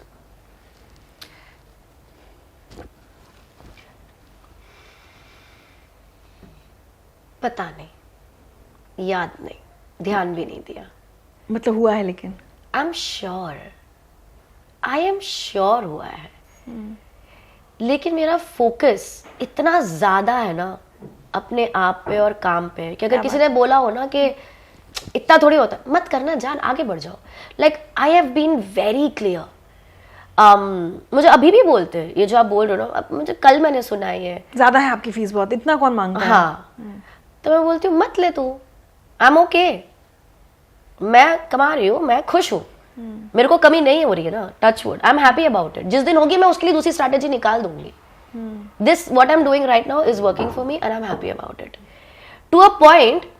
जो इंडस्ट्री के लोगों जिनसे मैं बात करती हूँ, they too come and tell me what are you doing, go obnoxious high. तो मुझे ये भी लोग मिले हैं जो बोलते हैं, एंड दीज आर मेन, मैं ऐसा भी नहीं बोल रही कि महिलाएं बोल रही है, main women both can be, but because मुझे पता है आपका क्वेश्चन मेन टारगेटेड है, मैं इसलिए बोल रही हूँ। तो मुझे ऐसे बहुत से लोग आके मिलके बोलते हैं कि ऐसा नहीं होता, तुम क्या कर रहे हो, समझ नहीं, ये तो अभी ऐसे थोड़ा क्या नाम हो गया है, सर पे चढ़ के ऐसे प्राइजेस, हमने तो आपका 10 साल पहले भी किया था, आप अभी ये बोल रहे हो, थोड़ा आपको करना चाहिए वो। मैंने कहा आपके लिए करा है हमने, वो भी लोग हैं, but then I have also gotten people in my life, वो भी मुझे लोग मिले जो मुझे बोल रहे हैं और कर, आगे बढ़, ये सब पे ध्यान मत दे, देखो तो अभी आगे और किल करना, ये क्या करी, और 10% क्या बोला, 50% इंक्रीमेंट कर, तूने देख तेरा करियर ग्राफ देख, तूने कितनी मेहनत करी है वो देख, तेरे जैसा कौन है अभी वो देख। I have gotten both, and मुझे लगता है कि अब मेरे पर है ना, मैं किस पे अटेंशन दूं, मेरा इतना मैं हाइपर फोकस्ड हूं on the good people in my life and the good things in my life, कि अगर ये हो भी रहा है ना, I am okay, I am okay. मुझे याद है सौरभ द्विवेदी जी ने मुझसे ये सवाल पूछा था कि महिलाओं को आपको क्या संदेश देना है, और मैंने बोला था नहीं देना। क्यों देना है, महिलाओं को संदेश क्यों देना है, उनको अपॉर्चुनिटीज दो ना, अपने आप सीख जाएगी। आपने मर्दों को संदेश दिया था अपॉर्चुनिटी देने के पहले, अपॉर्चुनिटी दे दी, उन्होंने गड़बड़ी करी, फिर सीख गए ना, महिलाओं को भी दे दो। सिमिलरली महिलाओं को मैं बोलती हूँ कि हाई टाइम कि हम इनसे अफेक्ट हुए। ट्रू। अब हमारा भी हो गया है कि जो चीजें हम बदल सकते हैं हम बदलेंगे, जो नहीं बदल सकते ना उससे अफेक्ट नहीं होना है। अपने आप पे भरोसा बहुत बड़ी चीज होती है। मतलब हमारा कल्चर भी ऐसा है, जिस तरह से हम ब्रॉट अप हुए हैं और जिस तरह से माहौल चलता है, कि एक मेल वैलिडेशन बहुत सारी महिलाएं देखती है। चाहे आज हम कपड़े पहन के अच्छी तरह से बाहर भी निकलते तो हम पूछ लेते हैं यार ठीक तो लग रहा है ना, ठीक है कि ये अच्छा तो है, और किसी ने बोल दिया ना कि यार ये चेंज कर दे कलर, तो हम कर भी देते हैं, बोले हमें बहुत पसंद होगा पहनना। तो to be validated by another person, by another male figure, हमारे लिए कभी कभी एक इंपॉर्टेंट चीज हो गई है। पर मुझे लगता है कि हाई टाइम अब उसको हम फाइनेंशियल लिटरेट आप हमेशा से रही, अपना पैसा अपना, क्योंकि ये आजकल बहुत उठता है लड़कियों के लिए, महिलाओं के लिए, कि अपना पैसा खुद मैनेज करना नहीं आता और हम अपनी मर्जी से हस्बैंड्स के हाथ में या फादर के हाथ में दे देते हैं। देखो गुजराती मारवाड़ी फैमिली से आती हूँ तो इतना तो आता है, थोड़ा तो पैसा समझती थी पहले से, लेकिन मैंने कभी इतना कमाया भी नहीं बहुत ज्यादा कि मुझे संभालना पड़े। प्लस मम्मी पापा देखते थे, एज यू सेड, कि वही लोग देख लेते हैं। जब मैंने बोला, जैसे पापा ने बोला अब तुझे तुम्हारा खुद का करना है, उसमें फाइनेंशियल लिटरेसी भी आ गई थी। अच्छा। तो बहुत लेट आई, लेकिन वो बहुत क्लियर था कि I wanted the right kind of people to learn from, और मैंने सही लोगों से सीखा। पहले तो मैंने देखा कि मेरे खानदान में रईस, चाचा, मामा, नाना, नानी कौन है, जो उनसे पहले सीखा कि आप क्या कर रहे हो अपने पैसे का, traditional ways of handling money सीखे, बैठी उनके साथ, समझी, सीखी, डिसीजंस लिए। बहुत लगा, 1.5-2 साल तक तो बस सीख ही रही थी before taking any major decision. छोटे मोटे डिसीजन ले लेती थी। उसके बाद इंडस्ट्री के लोगों से सीखा बहुत कुछ कि भाई, आई was very open about asking for help. मैं बोल देती थी मुझे ये हेल्प चाहिए, आप कर सकते हो, ना बोलते थे कोई बात नहीं, किसी और से ले लेती थी। आई थिंक रिजेक्शन लेना बहुत आना चाहिए हमें। यूजुअली लोगों को, महिलाओं ने, लोगों को ही रिजेक्शन लेना बहुत डिफिकल्ट हो जाता है। मैं पूछूंगी और वो मना कर देंगे तो क्या होगा? करेक्ट। मेरे को ऐसा लगता है कभी कभी हमें ऐसी चीजें करनी चाहिए जहां हमको शायद पता भी हो कि ना आने वाला है, और मैंने करी है। हाँ, मुझे लगता है कि मुझे ये अफसोस नहीं रहेगा कि मैंने ट्राई नहीं किया या मैंने पूछा नहीं। करेक्ट, मैंने पूछा ना आया। ये तो है। सेकंड पार्ट ये भी हो जाता है, आप जब ना लो लेना सीखते हो ना, आपका कॉन्फिडेंस बढ़ता है। हाँ। जितनी आपकी वल्नरेबिलिटीज आप जब बाहर रखते हो ना, you will be able to take more risks in life. मेरा रिस्क टेकिंग फैक्टर बहुत ही लो था पहले, मैं नहीं ले पाती थी, मुझे डर लगता था ऐसा हो गया तो, ना बोल दिया तो, काम नहीं हुआ तो, ये पर मैंने थिंकिंग है ये। करेक्ट। पर जब भी मैंने ऐसा जितना मैंने ना लेना शुरू करा है और जब भी मैंने ना ले लिया, आई एम लाइक ठीक है क्या होगा, ना ही बोलेगा ना, करके तो देखो। एग्जैक्टली। और इसमें मेरा रिस्क टेकिंग बढ़ गया है, एपेटाइट बढ़ गया मेरा रिस्क टेकिंग का। मैंने ऐसी कुछ टास्क मैंने ऐसे अचीव कर लिए जो मुझे ही सरप्राइज कर गए, यार ये तो पॉसिबल ही नहीं था, यार ये कैसे हो गया। So I think sometimes it's okay to listen, sometimes a lot of times it is good to take a no, to learn to take a no, let's keep it that way।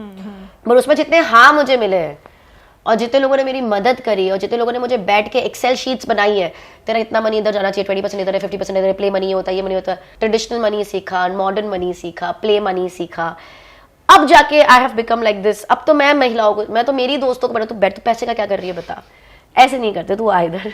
तो मुझे young लड़कियां करते बहुत चली, मैं एकदम financial illiterate हूँ तो मैं अपनी बेटी को कहती हूँ कि मेरी जैसी मत बनना इस मामले में। नहीं आप बैठो मेरे साथ इसके बाद 1 घंटा। अब तो रिटायरमेंट का टाइम आ रहा है, नहीं, नहीं, फिर भी इम्पोर्टेंट है। So for me all my friends out there, I think I have, पहले मैं सबसे सीखी और बहुत अच्छे अच्छे लोगों से सीखी, अब मैं गो टू पर्सन हो गई हूँ सबकी कि भाई तू क्या कर रही है बता मुझे। मैंने कहा आ जाओ, 1 hour सेशन आई टेक। ये हो सकता है अगला करियर मूव। अच्छा ये बताइए, कभी ऐसा हुआ है कि स्टेज पर परफॉर्म करते करते गलती हुई हो, उसको कैसे मैं बहुत बार हैंडल किया? अच्छा अभी भी हो जाती है? बहुत बार। मैजिक एक लाइव आर्ट फॉर्म है, जो भी लाइव आर्ट फॉर्म्स होते हैं उसमें गलतियां कभी भी हो सकती है, म्यूजिशियंस का भी सुर कभी गड़बड़ा जाता है, कभी भी हो सकता है। ये रिकॉर्डेड नहीं है, रीटेक नहीं है, ये लाइव है। आई थिंक द लर्निंग इज कि आप उसको कैसे संभालते हो, एक्सपीरियंस तभी दिखता है। क्या करते हो? पहली बात तो जब स्टेज पे गलती होगी ना, ऑडियंस को नहीं पता चलेगा कि गलती हुई थी।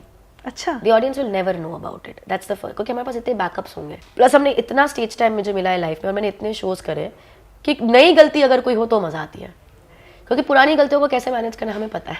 अच्छा। फर्स्ट थिंग हमारा ये होता है कि ऑडियंस को पता ही ना चले कि कुछ हुआ भी है।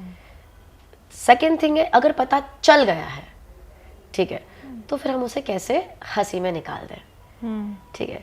तीसरी बात ये होती है जो मैं हमेशा ही कोशिश करती हूँ और मैं हर आर्टिस्ट को ये बोलती हूँ, मैं स्टेज पर आते ही बहुत कोशिश करती हूँ कि मैं मेरे और मेरे ऑडियंस के बीच की दीवार को मिटा दूँ, ठीक है। मैं चाहती हूँ कि वो मुझे अपना बन के देखे, ना कि चैलेंज होते हुए देखे। A lot of times we challenge our audience। मैं जो करके दिखाऊंगी ना तुमने कभी नहीं देखा है, ये एक चैलेंज। फिर वो भी इसको चैलेंज की तरह लेते हैं, देखना हम पकड़ेंगे। करेक्ट, मेरा ऐसा है ही नहीं कुछ। मैं तो बोलते अगर 3 शब्दों में गेस नहीं कर पाई ना मैं, तो मैं 2 और मांग लूंगी, ठीक है। कोई रिस्क नहीं लेना मुझे। सो व्हाट हैपेंस इज, एक रिलेशनशिप बिल्ड होती है। अगर कोई और व्यक्ति गलती करता है ना तो शायद हमें कभी हंसी आ जाती है उन पे, पर अगर अपना बच्चा गलती करेगा ना तो हम उसके साथ खड़े होते हैं, अरे कुछ नहीं हुआ, चल चल चल। बस यही फर्क होता है। तो मुझे हमेशा ये है कि मैं आपकी हूँ यार और आप मेरे हो, बहुत पुराना रिश्ता है। तो कोशिश ये रहती है कि उन्हें पता ना चले ताकि उनका एंटरटेनमेंट ना बिगड़े। पता चल गया तो हंसी मजाक में निकाल दे, चलो अगले पे बढ़ते हैं। और अगर वो भी नहीं हो पा रहा तो फिर will make sure that they are with us, you know, they are with us and they understand it, it's a live show. और ऐसा नहीं है कि कभी शो बिगड़ता है, you always have something better coming in next, ठीक है। इनफैक्ट मैजिक में तो कभी कभी ऐसा हो जाता है कि अगर कुछ तो हम जान करके ऐसे प्रिटेंड भी कर लेते हैं कि देखो बिगड़ा है इन मैजिक, और बाद में उसको हम कॉल बैक पे ठीक कर देंगे। लेकिन ऐसा क्योंकि in magic as an art form लोग चाहते हैं कि जादूगर गलती करे। देखो हर आर्ट फॉर्म में आप कभी एक म्यूजिक के शो में जाएंगे, आप नहीं चाहते कि म्यूजिशियन गलती करेगा, आपको दया आ जाएगी। अगर आप कोई डांसर को देख रहे होंगे और उसका एंकल ट्विस्ट हो गया, आपको बहुत ज्यादा सिंपैथी होगी, अरे यार नहीं नहीं नहीं नहीं होना चाहिए था। अगर मैजिशियन से गलती होती है ना, ऑडियंस इज थ्रिल्ड, ए पता चल गया। तो हमारा काम क्या है, ऑडियंस को खुश करना ही तो है, एंटरटेन करना ही तो। They will never forget that moment when the magician has gone wrong. So बहुत बार हम ऐसा करते हैं शो में, मेरा लाइक यार ये तो नहीं हो रहा मुझसे यार, उनको साथ में ले लिया है हाँ, आपने कि अरे यार नहीं हो पाया मुझसे, देख लो अब आप तुम, but will of course make do with it later on. ये सोच लिया कि गलती नहीं होनी इस, तो हम डिलुलू में जी रहे हैं। गलती तो होनी है, 28 साल हो गए स्टेज पर, लेकिन गलती आज भी होगी, कोई प्रॉब्लम नहीं है। बिकॉज अगर हम गलती नहीं कर रहे मतलब हम एक्सपेरिमेंट नहीं कर रहे, हम एक्सपेरिमेंट नहीं कर रहे मतलब हम ग्रो नहीं कर रहे, और अगर हम ग्रो नहीं कर रहे मतलब तो फिर हमारा आर्ट ही अटक गया, तो खत्म, अटक गए, सब कुछ अटक गया है।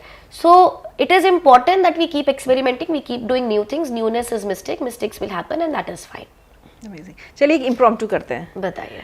वैसे तो मेरे सवाल बहुत प्लान नहीं होते, लेकिन अब मेरे मन में एक सवाल है जो अगला आपसे पूछने वाली हूँ। ओके क्या आप बता सकती हूँ सवाल क्या अच्छा, है? सवाल ही मुझे बताया तो आप क्या करोगे? अभी सवाल भी मैं बता दूंगी तो मतलब मैं बता दूंगी कि हाँ मेरे मन में यही सवाल था अगला। ठीक है, सवाल मन में सोचिए।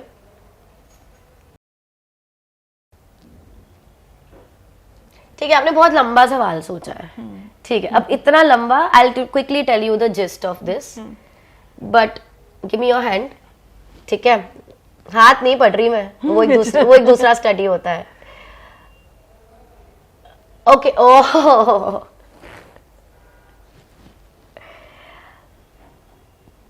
ये सवाल है अंधविश्वास के बारे में। करेक्ट, अंधविश्वास और विज्ञान, मतलब सुपरस्टिशन वर्सेस superstition। साइंस। तो मन में आप इंग्लिश में बोल रहे थे, हाँ। साइंस वर्सेस स्पिरिचुअल, अंधविश्वास और विज्ञान और वैज्ञानिक वर्सेस, हाँ, लड़ाई करा रहे हो आप दोनों के बीच में, क्यों भाई? एक्चुअली मैंने मन में जो एग्जैक्ट जो लैंग्वेज सोची थी वो ये थी, सुपरस्टिशन वर्सेस साइंस। आप लोगों को या अपने व्यूअर्स को ये कैसे समझाती हैं? करेक्ट क्योंकि आपके जीवन में बहुत बड़ा विवाद हुआ था जी। धीरेन्द्र शास्त्री से आपकी बराबरी की गई थी कि वो भी जी। पर्ची निकाल रहे हैं, आप भी पर्ची जी। निकाल रही हैं। सो ये कैसे? नहीं, मतलब है तो ये कला ही। पहले बता दे सवाल सही पढ़ा हो। नहीं, है तो ये कला ही। हाँ। ऐसा कुछ, मैं इसको चमत्कार नहीं बोलती, मैं इसे कला ही बोलती हूँ हमेशा। सबसे पहली बात तो ये मैंने तब भी बोला था, आई थिंक वो एक मीडिया में एक वर्सेस का पूरा एक हवा मच गया था, but I was like, I remember मैं एक न्यूज चैनल पे गई थी, आई थिंक वो क्लिप भी आपको अभी मिल सकता है, जहाँ पर मैंने बोला था यार आप प्लीज ये वर्सेस निकालो लिखा हुआ, बिकॉज वो एक धर्म रक्षक है, मैं एक कलाकार हूँ, मेरी, और मैं कुछ साबित करने नहीं आई हूँ, पर मैं ये हमेशा क्लियर करती हूँ, और ये मैं आज भी बोलूंगी कि चमत्कार नहीं है, कला है। वो बात हमें समझनी जरूरी है, और इसलिए भी ज्यादा जरूरी है क्योंकि जैसे अगर आप बोलते पहले तो फर्क क्या है, फर्क ये है कि अगर मैं अपने आप को साइकिक बोल दूं, या अगर मैं कल को डिसाइड कर दूं कि मुझे भी सुहानी माँ बनना है, तो मैं आपको, मतलब ऐसा नहीं कि मैं एक घमंड में ये बोल रही हूँ, पर मैं ये बोलती हूँ कि मैं वो चीजें बेटर कर सकती हूँ, क्योंकि मैं एक कला में ही हूँ, लेकिन मुझे इसको चमत्कार नहीं बोलना, क्योंकि मेरा ये मानना है हमेशा से कि अगर कोई मुझे बोलता है कि देखो किसी पे ज्यादा कृपा है या किसी पे कम कृपा है, कि हमने ज्यादा पूजा करी तो हमारे पे भगवान ज्यादा कृपा करते हैं और इसलिए हम ये सब कर पाते हैं।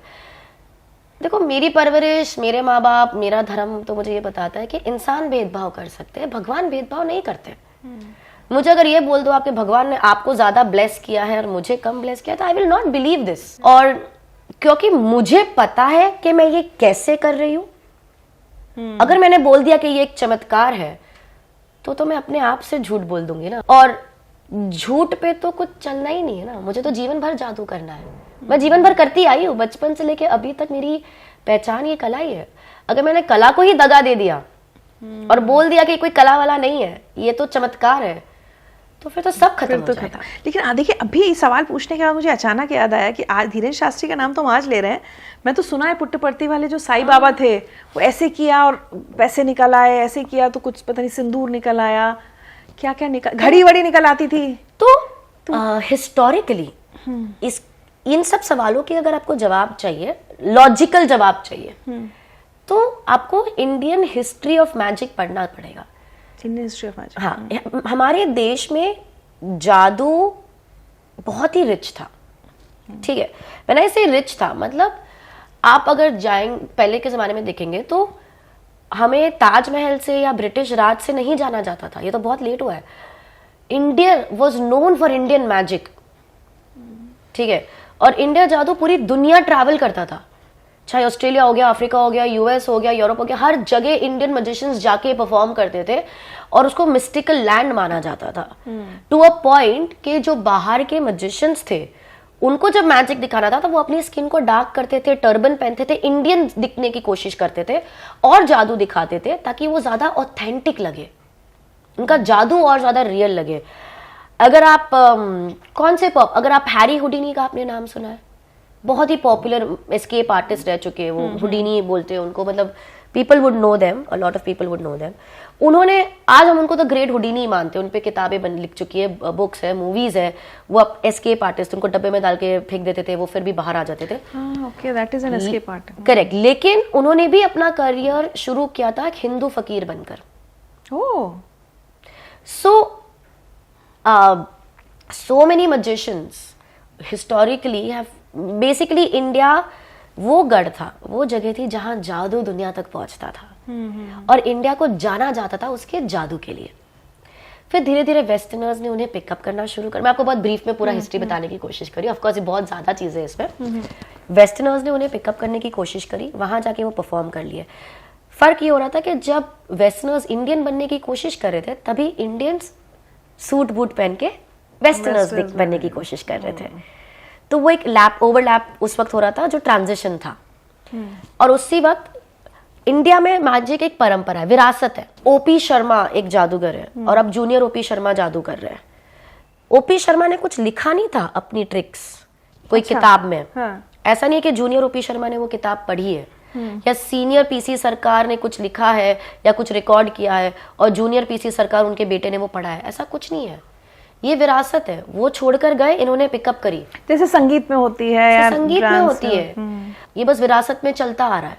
और क्या हुआ उसी जमाने में, अगर एक और इंटरेस्टिंग बात मैं आपको बताऊं तो जादूगर लोग, फकीर लोग जादूगर लोग माने जाते थे जो सड़कों पे जादू दिखा रहे हैं और फिर बख्शीश बोलते हैं, जो आल्म्स देते हैं, उस पे वो लोग अपना घर चलाते हैं। उनका मकसद था लोग इकट्ठा करना और फिर जादू दिखाना। तो अगर आप जादूगर पुराने जमाने के भी देखेंगे तो वो थोड़े ऐसे ड्रेसअप होते थे। It is a part of culture. यहाँ से कुछ निकल रहा है, कहीं कबूतर निकल। Correct, it was a part of culture कि वो ड्रेसअप जरूरी था, कि उस तरीके से दिखाना जरूरी था, नहीं तो लोग इकट्ठा नहीं होंगे, नहीं तो बख्शीश नहीं मिलेगी ज्यादा। तो उसी वक्त से जादू रिलीजन मिक्स होने लग गया और इसीलिए in many countries including India आज भी जादू और धर्म मिक्स हो गए। इसीलिए जब आप करें तो जादू, जब वो लोग करें तो चमत्कार। चीज वही है, कला वही है। लेकिन आपको लगता है कि अब हम सबको जो भी आप लोग कर रहे हैं उसको सुपरस्टिशन के बजाय, स्पेशली जो बाबा लोगों का, उसको साइंस के नजरिए से देखना चाहिए या आर्ट के नजरिए से देखना चाहिए? जो मेरा सवाल था ओरिजिनल। मुझे ये लगता है कि first of all to each their own. पहली बात तो ये है कि अगर मैं ये बातें बोल रही हूँ, कोई मकसद ये नहीं कि मैं किसी का बिलीफ सिस्टम शेक करूँ। विश्वास बहुत बड़ी चीज होती है, मुझे उसको शेक नहीं करना। अगर आपकी जिंदगी एक विश्वास पे चल रही है और अच्छी अगर चल रही है तो उसको बनाए रखिए। प्रॉब्लम तब है अगर कोई प्रॉब्लम आई है, अगर आपको लग रहा है कि कहीं प्रॉब्लम्स है, इश्यूज है, then you need to rethink about your beliefs. बस इतना ही है। And when it comes to rethinking about belief, अगर मुझसे कोई पूछता है तो मैं हमेशा उन लोगों को बोलती हूँ कि अपने आप से ज्यादा विश्वास अगर आपने किसी चीज पे डाल दिया है तो वो एक्सप्लॉइट होना ही है। कुछ लोग बोलते हैं कि देखो मेरे को बहुत गुस्सा आता था, फिर मैंने ये अंगूठी, मुझे बाबा मिले, उन्होंने मुझे अंगूठी दी, चंद्र की अंगूठी है, जब से मैंने ये अंगूठी पहनी है मेरा गुस्सा कम हो गया। देखो रिचा जी, गुस्सा कम हुआ है वो बात तो सच है ना, ये तो झूठ नहीं है और ये हुआ भी है और अंगूठी पहनने के बाद ही हुआ है। सवाल बस इतना है कि क्या अंगूठी की वजह से हुआ है, कि ताकत किस चीज में थी? वो बाबा में थी, इस अंगूठी में थी, या आपके उस विश्वास में थी जो उस विश्वास आपने इस अंगूठी में डाल दिया? क्या बात वो ताकत किस चीज में थी? बस ये जानना हमें जरूरी है। करते रह जाएंगे बातें। अगर इंटरव्यू खत्म करना है तो कुछ रैपिड फायर कर ले, छोटा सा ही है बहुत। उससे पहले एक छोटा सा चीज मैं पूछना चाहूंगी। एक बड़ी स्ट्रॉन्ग स्पिरिचुअल साइड मुझे दिखाई दे रही है, क्या करती हैं उसके लिए? मेडिटेशन करती हैं?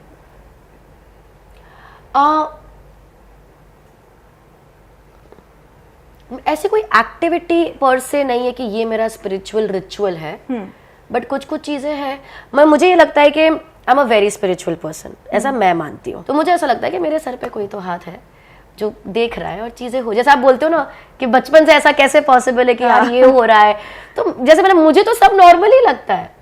मैंने मेहनत करी, हो गया, मैंने पढ़ाई करी, हो गया, माँ बाप अच्छे मिल गए, ये हो गया। प्रॉब्लम्स, कठिनाई नहीं आई थी क्या? वेल टू डू नहीं यार, बहुत कठिनाई आई थी। अब उसकी तो स्टोरी में शुरू कर दूँ तो रोना धोना हो जाएगा यहाँ पर। तो इतनी कठिनाइयाँ आई, फाइनेंशियल प्रॉब्लम्स आए और सारे वो दिन आए जीवन में जहाँ मैंने अपने आप को बाथरूम में बंद करके रोई होंगी कि मेरे जीवन में दोस्त नहीं है, मेरे जीवन में ये नहीं है, मैं क्या करूँ मेरी लाइफ में। ये सब कुछ हुआ है, सब कुछ हुआ है रिचा जी, लेकिन फिर भी ऐसा लगता है कोई तो है जो रख रहा है अपना ध्यान और बहुत अच्छा लगता है। तो मेरी स्पिरिचुअल जर्नी बस वही है। मुझे ऐसा लगता है कि अपनों से झूठ नहीं बोलना, कला को हमेशा सच बताना, तो ये होता है मेरे मन में। तो मैं यही सोचती हूँ कि अगर अपन अपने आप से सच और अपनी कला से सच है तो फिर क्या प्रॉब्लम है। पर ऐसे मौके आए थे बीच में जहाँ पर था ऐसा कि ऐसा कुछ कर लेंगे तो यार मस्त न्यूज़ बन जाएगी, फुल कंट्रोवर्सी हो जाएगी, तू भी ऐसा कर ले, वो कर ले। मैंने कहा नहीं यार, नहीं कर सकते, हमको लंबी गेम खेलनी है। अभी अगर जिस लड़की 25 साल से जादू कर रही है तो आगे भी 25 साल जादू ही करेगी ना, तरीके बदल जाएंगे, लेकिन करना तो हमें यही है। तो my spiritual journey is this कि बी काइंड टू पीपल। मुझे लगता है हर चीज़ वापस आती है, whatever you do will come back to you, हमेशा वापस, वो हमेशा वापस आती है। तो स्टेज को भगवान मानती हूँ, हमेशा सर झुका के चढ़ती हूँ, सर झुका के उतरती हूँ। सुबह उठ के हमेशा एक दिया लगाती हूँ, जहाँ पर भी होंगी, जिस भी कमरे में होंगी, दुनिया के जिस भी कोने में होंगी, एक दिया। अपनी माँ के हमेशा क्लोज रहती हूँ। माँ का फ़ोन जीवन में कभी भी आ जाए, जैसे हमने इंटरव्यू बीच में रोका था क्योंकि मम्मी का फ़ोन आया था, क्योंकि माँ का फ़ोन अगर आ रहा है और मैंने देख लिया तो उठाना ज़रूरी है। उनमें भगवान दिखते हैं मुझे, वही है सब कुछ। अगर उन्होंने बोल दिया ये नहीं करना है तो ज़्यादा हाँ ना सवाल जवाब करती नहीं हूँ, बस नहीं करना। तो मेरी जर्नी मुझे लगता है बस यही है, like this is my spirituality. I don't feel spirituality बहुत कठिन चीज है कि उसके लिए आपको वे ऑफ लाइफ, मुझे लगता है वे ऑफ लाइफ कि ऐसा नहीं है। मुझे नहीं लगता कि मैं मेडिटेट करती हूँ वैसे, बट मैं वो स्पिरिचुअलिटी का जर्नी नहीं मानती। मैं मेडिटेट करती हूँ अपनी शांति के लिए। आई वेक अप, आई मेडिटेट, मैं जर्नल करती हूँ एवरी डे। तो मेरा सुबह का एक रिचुअल है जहाँ सुबह उठना है, प्रेयर सुननी है, मम्मी से बात करनी है, दिया लगाना है, जिम जाना है, उसके बाद जर्नल करना है, मेडिटेशन करना है, फिर फ्लूट बजाती हूँ। मैं फ्लूट बजाती हूँ, मेरा 12 बजे तक का पूरा एक रिचुअल चलता है। हाँ जी, थोड़ी बहुत बजा लेते हैं। तो ये पूरा मेरा रिचुअल है every morning. But this is a part of, अब कोई बोलता है this is my spiritual, but spirituality पूरे दिन होती है। इट्स नॉट जस्ट 12 बजे तक स्पिरिचुअलिटी चल रही है, ये उसके बाद सारे पाप हाँ, मुझे लगता है कि ये मेरा एक सिस्टम है जो मैंने मेरी लाइफ के लिए बनाया हुआ है, क्योंकि ये मुझे सेन रखता है। जब से मैंने, मतलब बहुत साल हो गए, मैं रोज जर्नल करती हूँ मेरी किताब। तो मैं जब जाके देखती हूँ मुझे मेरी पूरी जीवन दिखता है। जब मैं मम्मी से बात करती हूँ मुझे बहुत शांति मिलती है, वो मुझे ग्राउंडेड रखता है। अब मैं कितना भी बड़ा शो कर दूँ, मतलब 20,000 लोग मेरे को शो में देखने गए, मैंने स्टेडियम में शो करा था, उसके बाद मैं घर पर आई हूँ, बैठी हूँ, मम्मी चिल्ला रही है खाना नहीं खाया है। मैंने बोला मम्मी क्या शो था? अरे बहुत अच्छा, तो खाना नहीं खा के गई। एंड इतना आपको ग्राउंड कर देते हैं ना, because I am still a child, I am still there daughter, she is very proud of me, and मुझे बहुत अच्छा लगता है वो बात। तो यही चीज़ मुझे ग्राउंडेड रखती है, यही चीज़ मुझे हवा में भी रखती है। बचपन की जिस हिस्से को मिस किया, यू नो, एक नॉर्मल चाइल्डहुड ना होना जिसको हम नॉर्मल मानते हैं, वो उसकी पूर्ति अब हो गई है, कॉम्पनसेट हो गया, चल रही है। तो बचपन में एक दोस्त मुझे बोलते थे कि हर चीज़ का एक कोटा होता है, ठीक है, अच्छी चीज़ का कोटा होता है, बुरी चीज़ का कोटा होता है। तो कभी कुछ बहुत बुरा हो जाता है तो बोलते हैं चल कोटा पूरा हुआ, अब से अच्छा होने वाला है। तो मुझे लगता है मेरा बचपने का कोटा थोड़ा बाकी रह गया है। तो मैं बहुत मस्ती करती हूँ। आपने मेरी ऑनलाइन भी देखा होगा कि मैं बहुत मस्ती वाले वीडियोस होंगे। तो मुझे बहुत लोग बोलते भाई 36 की हो गई है। थोड़ा मैच्योर, थोड़ा वैसे सीरियस। मैंने कहा मैं बहुत मैच्योर हूँ, देखो तुमको क्या वर्जन चाहिए तुम्हें वो मिलेगा। सो मम्मा पापा भी बोलते हैं कि भाई हो गया, तेरा बचपन का कोटा भी पूरा हो गया है, इतनी तू कर चुकी है मस्ती। But I feel that's life, that keeps me alive, I like it. मुझे ऐसा लगता है कि थोड़े गिरगिट की तरह मैं बदल जाती हूँ, पर अच्छी तरीके से। अगर मैं बच्चों के साथ हूँ तो मैं बच्ची बन जाती हूँ, 36 लगती भी नहीं हो। अगर मैं बड़ों के साथ हूँ तो मैं बहुत बड़े अच्छे कॉन्वर्जेशंस, इंटेलेक्चुअल कॉन्वर्जेशंस भी कर लेती हूँ। एंड अपने एज ग्रुप के साथ में वो मस्ती भी कर लेती हूँ। I think that's the beauty of it, कि आपको जो चाहिए आप वो बन पाओ। आज मुझे ऐसा लग रहा है, मैंने कुछ साल पहले जाकिर खान का इंटरव्यू किया था, आज सुहानी का कर रही हूँ, इन दोनों में एक सिमिलैरिटी मुझे दिख रही है कि मंच पर दुनिया इन्हें जो देख रही है ये सिर्फ वही नहीं है। जाकिर को हम कॉमेडियन कहते हैं, लेकिन वो कॉमेडी करते करते कितना जीवन के कितने इंपॉर्टेंट लेसन्स आपको सिखा जाते हैं, और वही मुझे आज उसी चीज़ की झलक आज सुहानी में दिख रही है। अब कर लेते देखो, जाकिर भाई और मेरा नाम एक सेंटेंस में लिया गया है, मैं उसी में बहुत ज़्यादा खुश हूँ। ये हम क्लिप काट के बनाएंगे। अच्छा एक बात बताइए, हम इल्यूजन की हमने बात की थी, तो बीच में फ्रांस हरारे इंडिया भी आए थे, उन्होंने कहा था ताजमहल गायब कर दूंगा। परमिशन नहीं देते वो लोग तो ताजमहल गायब जब इस तरह से करते हैं कि जब बहुत सारे लोगों को कुछ चीज दिखेगी और एक ही जैसी दिखेगी, आप मुझे, मैं यहाँ बैठी हूँ, आप मेरे लिए एक इल्यूजन क्रिएट करें या मुझे हिप्नोटाइज करें, तो ये क्या जब सबको किया जाता है तो सबको हिप्नोटाइज कर रहे हैं आप लोग, क्या कर रहे हैं? अगेन इसमें भी थोड़ा सा कंफ्यूजन है। मैजिक अलग आर्ट फॉर्म है, हिप्नोटिज्म अलग है। मैजिक मतलब जादू, हिप्नोटिज्म मतलब सम्मोहन विद्या। तो मैजिक में हिप्नोटिज्म यूज नहीं करते हैं? देखो सम्मोहन विद्या बहुत बहुत ही ब्यूटीफुल चीज है, ठीक है, वो हर जगह उसका पार्ट है। क्योंकि अगर उसको इंग्लिश में बोलूं तो वर्ड है इन्फ्लुएंस होना, प्रभावित होना, ठीक है, तो वो तो हर जगह हर वक्त हो ही रहे। जहां पर भी कोई भी इंसान प्रभावित हो रहा है, इन्फ्लुएंस हो रहा है कोई भी इंटेंसिटी में, वो थोड़ा सा सम्मोहन विद्या है। पर जब वो बहुत इंटेंस हो जाता है तो वो अलग हो जाता है। जैसे आपने कहानियां सुनी होगी कि भाई हम जा रहे थे सड़क पर, कोई व्यक्ति आया, उन्होंने बोला आपके पास 2 रुपए, तो हमने 2 रुपए निकाले, उन्होंने 2 रुपए बोला कि सबसे बड़ा नोट कौन सा है, तो हमने 500 की नोट निकाली और थोड़ी देर में हमने सारे पैसे निकाल के उन्हें दे दिए। ये क्या था? ये है आपका हिप्नोसिस, सम्मोहन विद्या। लेकिन ये वो हिप्नोसिस नहीं है जो लोग समझते हैं। लोगों को लगता है कि मैं सम्मोहित हो गया और मेरे को कुछ होश नहीं रहा, तो मैं इसमें कंट्रोल नहीं कर सकता। हिप्नोटिज्म का सबसे पहला रूल ये है, आप हिप्नोटाइज नहीं हो सकते अगर आप हिप्नोटाइज नहीं होना चाहते। हमें जो भी यहाँ पे ये सुन रहे हैं, आपके माध्यम से मैं लोगों को बताना चाहूंगी कि डरना नहीं है। अगर आपको सम्मोहित नहीं होना तो दुनिया का कोई भी इंसान आपको सम्मोहित नहीं कर सकता। आपकी परमिशन के बिना ये चीज होनी मुमकिन नहीं है। तो और इसके बहुत सारे तरीके, पैटर्न इंटरप्शन से आप रोक सकते हो और बहुत सारी चीजें होती है इसके अंदर, जिसको एक अलग कॉन्वर्सेशन शुरू हो जाएगा। तो सम्मोहन विद्या अलग है, वशीकरण अलग है, उसी का पार्ट है। पास्ट लाइफ रिग्रेशन भी उसी से होता है, उसी से होता है, वो भी अलग है। ये सारे अलग अलग थियोरीज है। तो मैजिक में भी बहुत इन्फ्लुएंस होता है, a lot of it happens, जहां पर मैं आपको इन्फ्लुएंस करती हूँ एक डिसीजन लेने के लिए जो आपको लगता है फ्री विल था, लेकिन वो इन्फ्लुएंस था, कंट्रोल मैंने आपसे करवाया। तो वो चीजें होती है, लेकिन ये उस तरीके का सम्मोहन विद्या नहीं है जहां पर आप भूल जाओ कि आपके साथ ये सब कुछ हुआ है, और वो भी होता है। My God. जैसे अभी मैं एक सीरीज भी ला रही हूँ यूट्यूब पे, जिसे हम माइंड ट्रिप कर रहे हैं, उसके अंदर हम पूरा हिप्नोसिस के बारे में लोगों को बता रहे हैं। अच्छा, हम सोशल एक्सपेरिमेंट्स कर रहे हैं, जिसके पहले एपिसोड में हमने लोगों से उनके नाम भुलवा दिए। जैसे मैं पूछूं आपका नाम क्या है, आपको पता नहीं है, पर आप होश में हो, सब ध्यान है आपको क्या हो रहा है। अपने माँ बाप पिता के नाम बता रहे हो, शाहरुख खान बता रहे हो, अमिताभ बच्चन बता रहे हो, लेकिन आप खुद का नाम भूल जाओ। ऐसे आप कर सकते हो, ऐसे अभी भी? Correct, but again hypnosis doesn't work immediate. I mean it can work immediate also, instant hypnosis होता है, बट वो अगर आप कितने सजेस्टेबल हो उस पर डिपेंड करेगा। अगर आप बहुत ही ज्यादा सजेस्टेबल पर्सन हो, जो हम एक सजेस्टेबिलिटी टेस्ट करके 1 मिनट में पता कर सकते हैं, अगर आप ज्यादा सजेस्टेबल हो तो इंस्टेंटली हम आपको कोई भी सजेशन दे सकते हैं। पर अगर आप सजेस्टेबल नहीं हो तो भी आप हिप्नोटाइज हो सकते हो, लेकिन उसके लिए हम आपको शायद 30 मिनट लग जाए, 20 मिनट लग जाए। मैं तो बहुत ही ज्यादा सजेस्टेबल होंगी, इसलिए which is a very good thing. अच्छा, लोगों को ये भी लगता है कि अगर कोई हिप्नोटाइज हो गया मतलब कि वो बहुत कमजोर है। It's actually the other way around. क्योंकि हिप्नोटाइज वही होंगे जो ज्यादा क्रिएटिव होंगे, जो आप विजुअलाइज कर पाएंगे, जो समझ पाएंगे, जो फोकस कर पाएंगे। अगर आप फोकस ही नहीं कर पा रहे, एक वक्त पे 4 दिमाग आ रहा है, आप फोकस नहीं कर रहे हो, फिजिटी हो, ये हो रहा है, उधर दिमाग जा रहा है, तो आप हिप्नोटाइज नहीं हो पाओगे। So the stronger the mind the easier to hypnotise.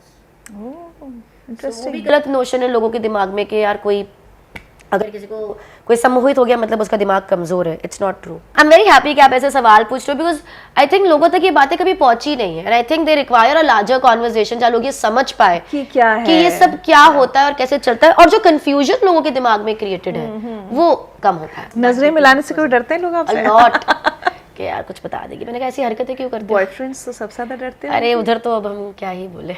तो डरते होंगे वो कि ये तो पढ़ लेगी दिमाग।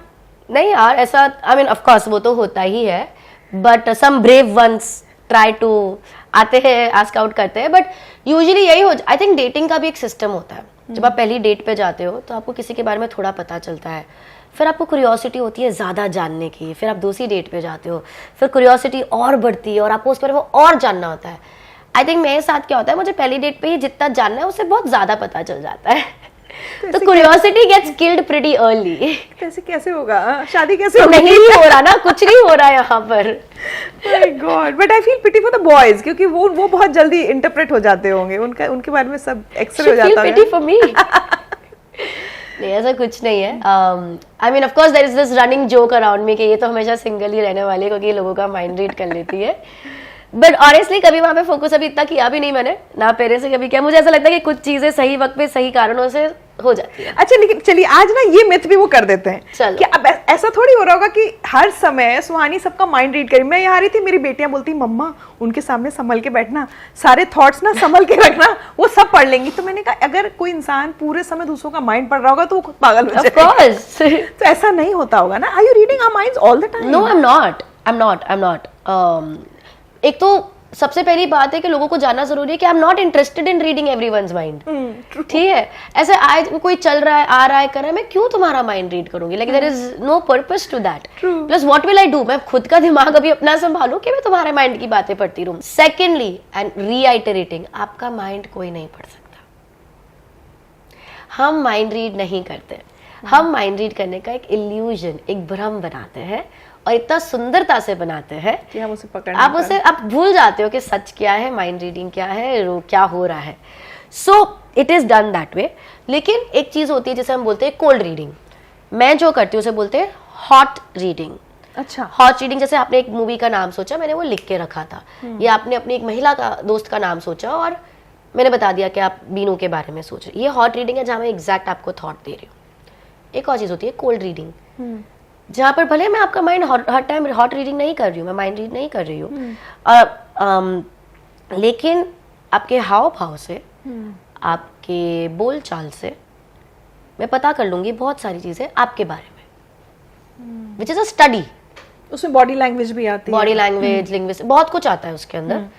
तो अगर कोई मुझसे झूठ बोल रहा है, जैसे मेरे बच्चे एडिटर लोग हैं, अरे हम 4 बजे तक दे देंगे वीडियो, मैंने कहा नहीं बनने वाली, तूने शुरू भी नहीं किया है, तो अब वो मुझसे झूठ नहीं बोल सकते। तो सच झूठ पकड़ना बहुत आसान है उस, अगर आप एक्सपर्टीज ला देते हो उसके अंदर। तो अगर मैं आपको कुछ सोचने को बोल रही हूँ या कोई व्यक्ति बैठ के कुछ सोच रहा है, तो मैं आपको बता पाऊंगी कि वो पास्ट का सोच रहा है या फ्यूचर का सोच रहा है। और इसमें मेंटलिज्म का कोई लेना देना नहीं है। दिस इज प्योर ऑब्जर्वेशनल, कि वो पास्ट सोच रहे हैं या फ्यूचर सोच रहे हैं, कोई सच बोल रहा है कि झूठ बोल रहा है, वो कहाँ से है, उनकी लाइफ में क्या चल रहा होगा, अभी किस चेंज के दौर से वो गुजर रहे हैं, हेल्थ वाइज क्या चल रहा होगा, मतलब बहुत सारी चीजें depending on person to person.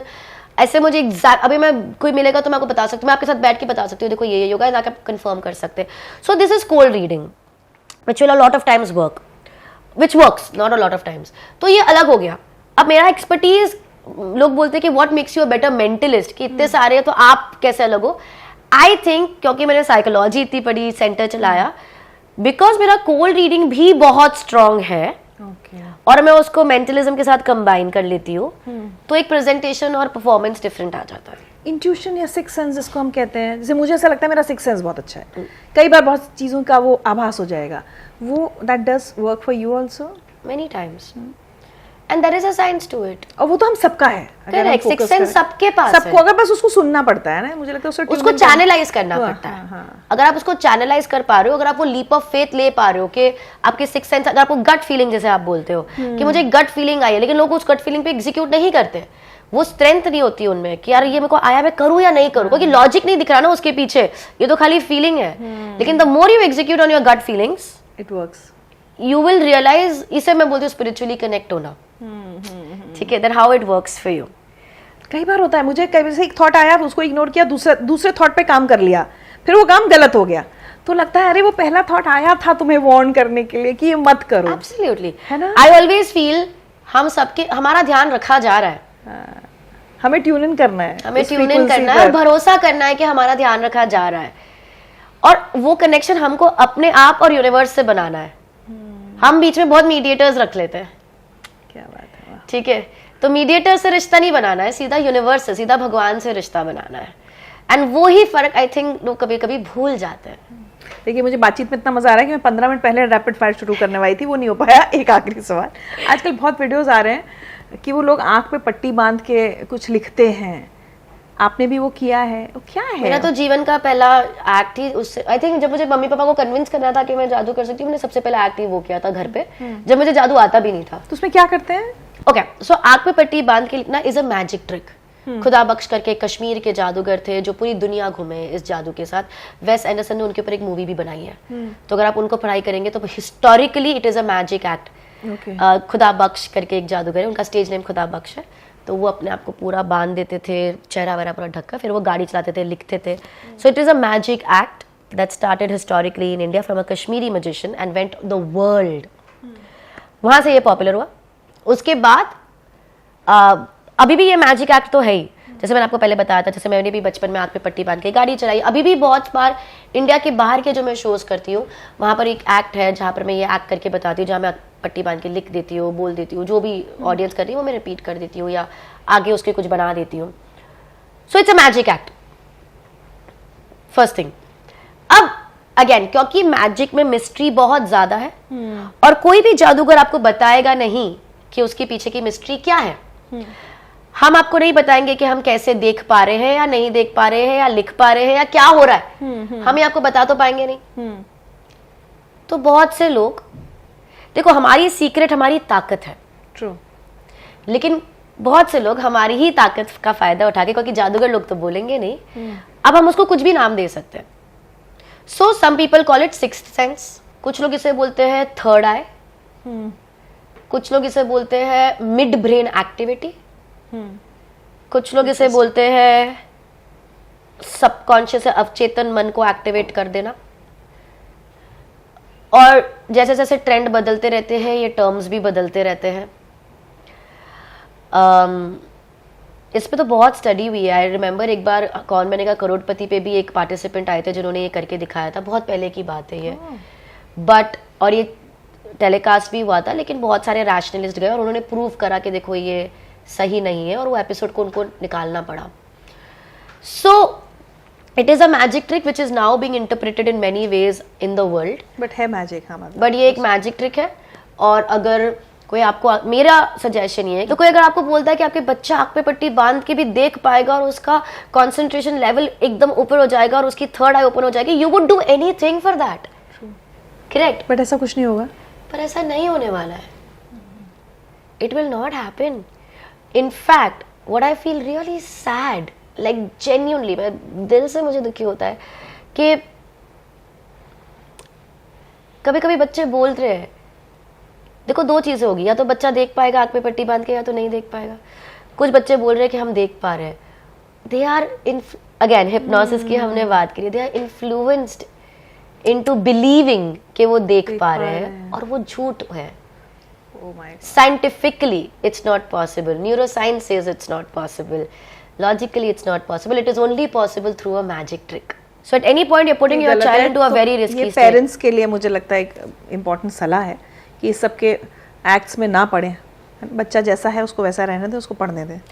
मुझे ये लगता है पेरेंट्स की अगर हम बात करें, मैं उनको एक सिंपल चीज बोलनी चाहूंगी. बच्चा, आज की जो जनरेशन है ना, उनके पास बहुत ज्यादा एक्सपोजर है, ठीक है, वो नॉलेज एक्सपीरियंस है उनके पास. आई थिंक पेरेंट्स को बच्चों को जो सिखाना है वो है confidence, decision making, kindness, honesty, छल कपट नहीं करना यार. मतलब लोग मुझे पूछते हैं यार क्या स्कोप है, क्या करना चाहिए, मैंने कहा अच्छा इंसान बन जाओ, बहुत स्कोप है. सच्चे. So that is so important and I think parents need to impart those things into their kids, कि संस्कार सिखाओ, बड़ों का आदर करना सिखाओ, क्योंकि ये दुनिया नहीं सिखा रही है. नहीं, पेरेंट्स को ये सिखाना ज्यादा जरूरी है, बाकी चीजें तो आपका बच्चा सीख ही लेगा. क्या बात है. आज सुहानी सब मेरे मन की बातें कर रही हैं.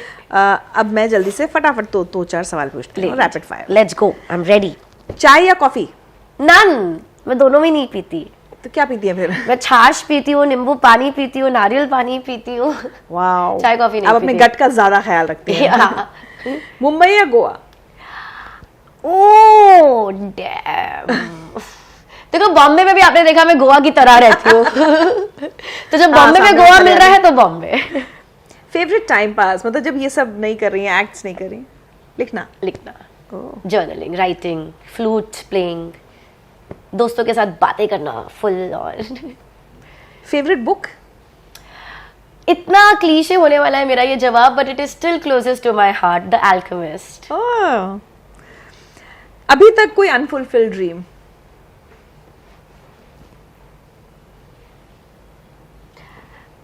जो सपने सच्ची बोलती हूँ, जो सपने देखे वो पूरे हो गए.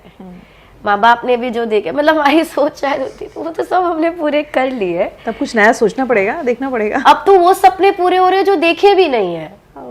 ठीक है, जैसे फिज्म मिलना फॉर एग्जाम्पल, ये तो सोचा भी नहीं था ना, ये हो गया. और अब जितना प्यार लोगों से मिल रहा है हो रहा है, तो आई एम जस्ट ग्रेटफुल. तो ऐसा कुछ अनफुलफिल्ड ड्रीम नहीं है. अब तो ये है कि और क्या होने वाला है. I am very excited I am very excited about life कि और क्या होने वाला है, अब ये साल क्या होने वाला है, अगला साल और क्या नया होने वाला है। मैं तो चाहती हूँ लाइफ मुझे सरप्राइज करो यार, मैं तो अपना काम कर ही रही हूँ। आपका आइडिया फॉर आइडल हस्बैंड जो आप ढूंढ रही होंगी क्या है, मतलब कैसा होना चाहिए? I like how the answer is only a laughter. कोई आइडियल हस्बैंड होता भी नहीं है। हाँ, देखो ये तो आप बोल रहे हो। 28 साल की She शादी, said that. 28 साल की शादी के बाद ऐसे ही बोलते हैं। आई थिंक कंपेनियनशिप बहुत अच्छी चीज होती है। If I get a good companion who is जहां पर हम एक दूसरे के साथ रह पाए, यू नो, आई थिंक रहना एक साथ बहुत बड़ी चीज होती है। अगर हम एक दूसरे के साथ रह पा रहे, एक दूसरे को टॉलरेट कर पा रहे, एक दूसरे की खुशियां, एक दूसरे के साथ खुशियां बांट पा रहे और कमियां झेल पा रहे, I think that's good enough. But कुछ एक सोचा होगा ना, जैसे कि ऐसा होना चाहिए। मतलब बेसिक्स तो है ही कि काइंड हो, अच्छा हो, बातें कर पाए, बातें सुन पाए, सिक्योर्ड हो अपनी लाइफ में, क्योंकि it's always not easy to handle a girl doing so much. So he needs to be secured himself, as well as me. I also need to be secured myself. तो मैं हमेशा, mummy papa ने भी बोला था और मैं भी मानती थी ये बात कि always become the man you want to be with, at least till you are single. तो मैंने हमेशा वो कोशिश करी कि मैं वो चीज़ें और वो क्वालिटी अपने आप में ला दूँ जो मैं मेरे हस्बैंड से या मेरे पार्टनर या कंपेनियन से चाहती हूँ। So I always work very hard on that. तो जब भी मुझे लगता था यार कि मेरे को प्रॉब्लम्स हो रही है क्या और मैं सोची थी अगर सामने वाले में भी ये होगी तो, so I worked on my sense of security. मेरे को भी एंजाइटी हुआ करती थी, मैंने अपनी एंजाइटी पे काम किया है, मैंने अपनी इनसिक्योरिटीज़ पे काम किया है, मैंने अपने कॉन्वर्जेशनल स्किल्स पे काम किया है, लिसनिंग स्किल्स पे काम किया है, पेशेंस लेवल पे काम किया है। मैं बहुत इम्पल्सिव पर्सन हुआ करती थी। So I have worked on things that I feel I have needed, and these are the things I would feel the person should also, like my partner should also. कभी life में therapy लेने की जरूरत पड़ी? हाँ, ली है मैंने therapy. मैंने मल्टीपल फेजेस पे भी ली हुई है, ऐसा नहीं कि सिर्फ एक बार। जब एक वक्त पे लगा था 2019 में ली थी for a good number of months, फिर वो ठीक हुआ, फिर मैंने वापस कुछ साल बाद ली थी। या इट्स गुड ना, अब हम लोग खुलकर बोल पाते हैं कि थेरेपी लिए, नहीं तो लोग बोलना ही नहीं चाहते थे, बताना मैंने खुद नहीं ने एक चाहते। सेंटर चलाया है 9 साल तक, and I am somebody who will always say कि आपको ask for help, if you need help ask for it, there are people out there who will be there. पूछोगे तो भगवान देंगे, ये बहुत इंपॉर्टेंट ठीक पॉइंट है। है। अगर आप हेल्प मांगोगे नहीं तो कुछ नहीं होगा। Please go out, ask for help. And help ऐसे नहीं कि कमरे में बैठ के बस बोल रहे हो मेरी मदद कर दो कोई, it's doesn't work that way. It's about going out and asking for help, and there will be people out there. अच्छा, मिलेनियल्स के बाद से मिलेनियल्स जेन ज़ी अभी कॉन्सेप्ट आ गया DINK, double income no kids. Do you ever want to have kids? Do you want to become a mother? मैं हमेशा मानती हूँ कि ये जो मदर वाला फीलिंग है ना, आई फील मैं एक मदर हूँ, because the way I treat my team, the way I treat people around me, the way I treat my pets, my plants. आप मेरे घर पर आप देखो इतने पौधे और सारे हरे हरे, मतलब मुझे लगता है अगर एक भी प्लांट मरा है मतलब हमारी पेरेंटिंग में गलती हुई है। Every woman has this maternal feeling in her, लेकिन एक वक्त आता है जब सब बदल जाता है और आपको लगता है अब I want to be a mother to a child, to my child. क्या मैंने प्लान किया है? नहीं। क्या मैं प्लान कर रही हूँ? नहीं। क्या मैं इसके अगेंस्ट हूँ?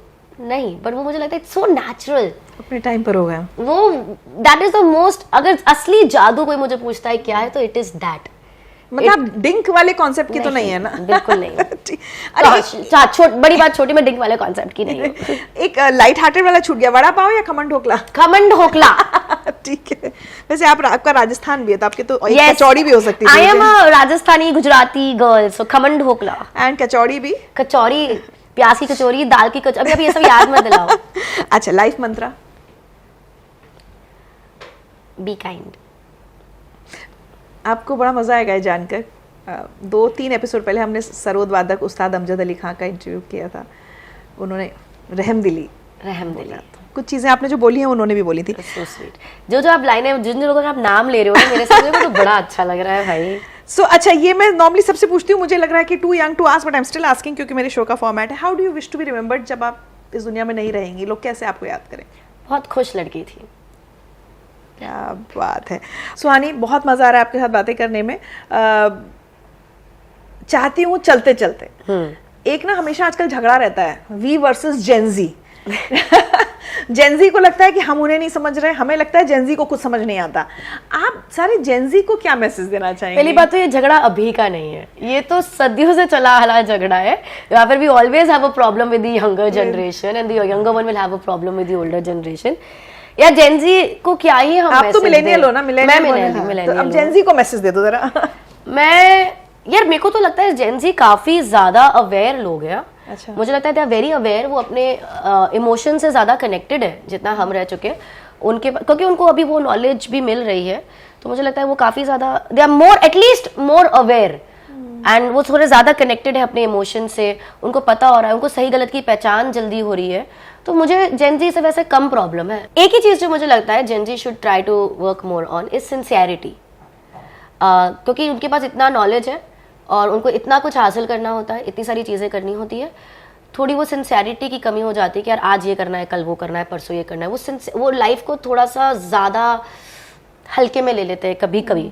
मैं ये नहीं बोली फन नहीं होना चाहिए, but you get what I am trying to say over here. तो एक वो सिंसियरिटी होनी चाहिए। I think that is a little important. The one thing that I would tell Gen Z is to be wiser, क्योंकि आपके पास सारी चीज़ें available है। अब वो हर चीज़ का आप सही और गलत इस्तेमाल कर सकते हो, चाहे वो इंटरनेट हो, चाहे एआई हो, चाहे वो जितनी नॉलेज आपको इंटरनेट से मिल रही हो, वो मिसयूज़ भी हो सकती है, वो यूज़ भी हो सकती है। And my only thing would be is जितनी भी चीज़ें आपको अवेलेबल है, try to be on the right side, try to be on the good side of it and not on the misuse side of it. अरे चलते चलते सुहानी, मुझे याद आया, मेरे शो पर विकास दिव्यकीर्ति जी आए थे। उन्होंने हाँ कहा सुहानी मेरी बहुत अच्छी दोस्त हैं। फिर कुछ बातों बातों में उन्होंने कहा कि मैं किसी को भी चैलेंज दे सकता हूँ कि कोई मेरे फोन का लॉक नहीं खोल सकता। तो हमने कहा ठीक है भाई, सुहानी जी से पूछेंगे कि आप खोल सकती हैं क्या उनके फोन का lock? First of all he is a very very मतलब मुझे बहुत अच्छा लगता है विकास दिव्यकीर्ति जी से जब भी मुलाकात होती है, हमारे कॉन्वर्सेशंस इतने ज्यादा इंटरेस्टिंग होते हैं। बिकॉज आपने देखा ही उनके साथ आप एक कॉन्वर्सेशन शुरू करो और वो कहाँ खत्म होगा, you have no idea. And मुझे बहुत अच्छा लगता है क्योंकि उनकी काफी ज्यादा इंटरेस्ट है, वो काफी इंटरेस्ट लेते हैं मैजिक में, मेंटलिज्म में, बहुत ही सुलझे हुए बोलते हैं ना, he is that one of those kinds. And जो अच्छी चीजें लगती है कि उनका भी प्रोसेस है कि उनको भी हर चीज के पीछे का मेथड चाहिए। यू नो कि कुछ भी अगर हो रहा है, there has to be a logic behind it. अगर लॉजिक नहीं है तो वो कैसे चीजें हो रही है। And that's the beauty of the conversations also that I get to have with him. And phone unlock की बात करें तो जब उनसे मिलेंगे तो एक बार तो कर ही दूंगी। आज मेरा कर सकती है? लाइए, मतलब दिस इज, मैंने आई थिंक इससे आपका माइंड उसके पहले ही मैंने रीड करा हुआ है, but let me try and I see it's 6 digits का पासवर्ड है आपका। ओके, मन में सोचेंगे पासवर्ड। मैं सोचूं? आप एक काम करो, आंखें बंद करिए। इमेजिन आप अपना फोन हाथ में लिया, आई नो फेस आईडी से खुल जाता है, बट अभी नहीं खुला तो आप अपना पासवर्ड डाल रहे हो। 4th डिजिट वापस सोचिए।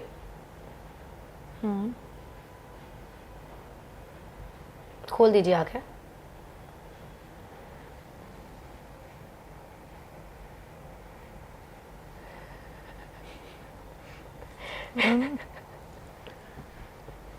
तो फिर दैट्स योर पासवर्ड। वाह, एआई आने से कुछ मदद मिलेगी या नुकसान होगा मेंटलिस्ट को? मतलब जितने भी मैजिक की दुनिया के लोग हैं, विल दे यूज एआई और आर दे यूजिंग एआई? दोनों ही होगा। I think magic as an art form evolve भी हो सकता है। जब भी टेक्नोलॉजी बढ़ी है, मैजिक ने उसका वेल यूज करा है। पर अभी भी मैं मानती हूँ जो मैजिक लोगों को पसंद आता है वो हिस्टोरिकली जो क्लासिक्स ऑफ मैजिक रहे हैं, और मैं आज भी उन्हीं मेथड्स का इस्तेमाल करती हूँ to do what I do. तो I think personally I love classics of magic and new age technology आती रहती है, मैजिक भी इवॉल्व होता रहता है, which is a good thing. I think the only thing which I feel AI की वजह से अफेक्ट हो सकता है, I don't think about it in a negative way, the only thing I feel it can affect would be जो wonder का element है ना, वो कम हो सकता है। वो कम हो सकता है। जैसे आज मुझे लगता है कि हम जो सरप्राइज हो जाते हैं ना कुछ एकदम इम्पॉसिबल देखकर, आई थिंक चीजें ज्यादा इम्पॉसिबल चीजें पॉसिबल होने लग गई है रेगुलर लाइफ में। You get what I mean? It's more about जी यार, आज मुझे कोई इन्फॉर्मेशन अगर चाहिए थी जो किसी के पास नहीं है, वो मुझे 1 सेकंड में मिल जा रही है। वो भी पूरी दुनिया में जहां भी जो भी इन्फॉर्मेशन है मुझे 1 सेकंड में मेरे फिंगर टिप्स पे मिल रही है, which is too much power to have right now. And I think तो जो सरप्राइज हो रहे हो आपके, देखो मैंने किसी के बारे में कुछ बता दिया, तो एआई तो बहुत कुछ बता रहा है हमें हमारे बारे में, ठीक है, तो जितना सरप्राइज हो रहे थे शायद उससे हम कम सरप्राइज होंगे, this is what I feel. But अच्छी बात ये होती है कि ये एक और चैलेंज आ जाता है मैजिशियंस के लिए, now what are you going to do about it, अब आप अपना वंडर एलिमेंट और आगे कैसे ले जा सकते हो, और हर आर्ट को अपने चैलेंजेस फेस करने पड़ते हैं, magic will face its own and magicians should thrive out of it. It was lovely talking to you, Suhani. Lovely talking to you Richa ji, बहुत ही ज्यादा अच्छा लगा आपसे और बात थोड़े करके। थोड़े से तोहफे लेकर आए आपके लिए।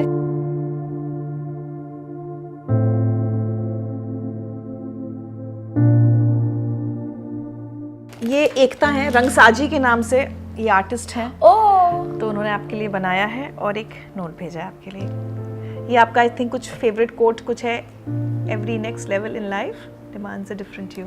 पता है कभी कभी ये लगता है कि लोग क्या नोटिस कर जाते हैं, दिस इज ब्यूटिफुल। इन्होंने लिखा है कि thank you for redefining magic into a respected art that challenges perception, and इतना अच्छा लग रहा है ना रिस्पेक्टेड वर्ड देखकर।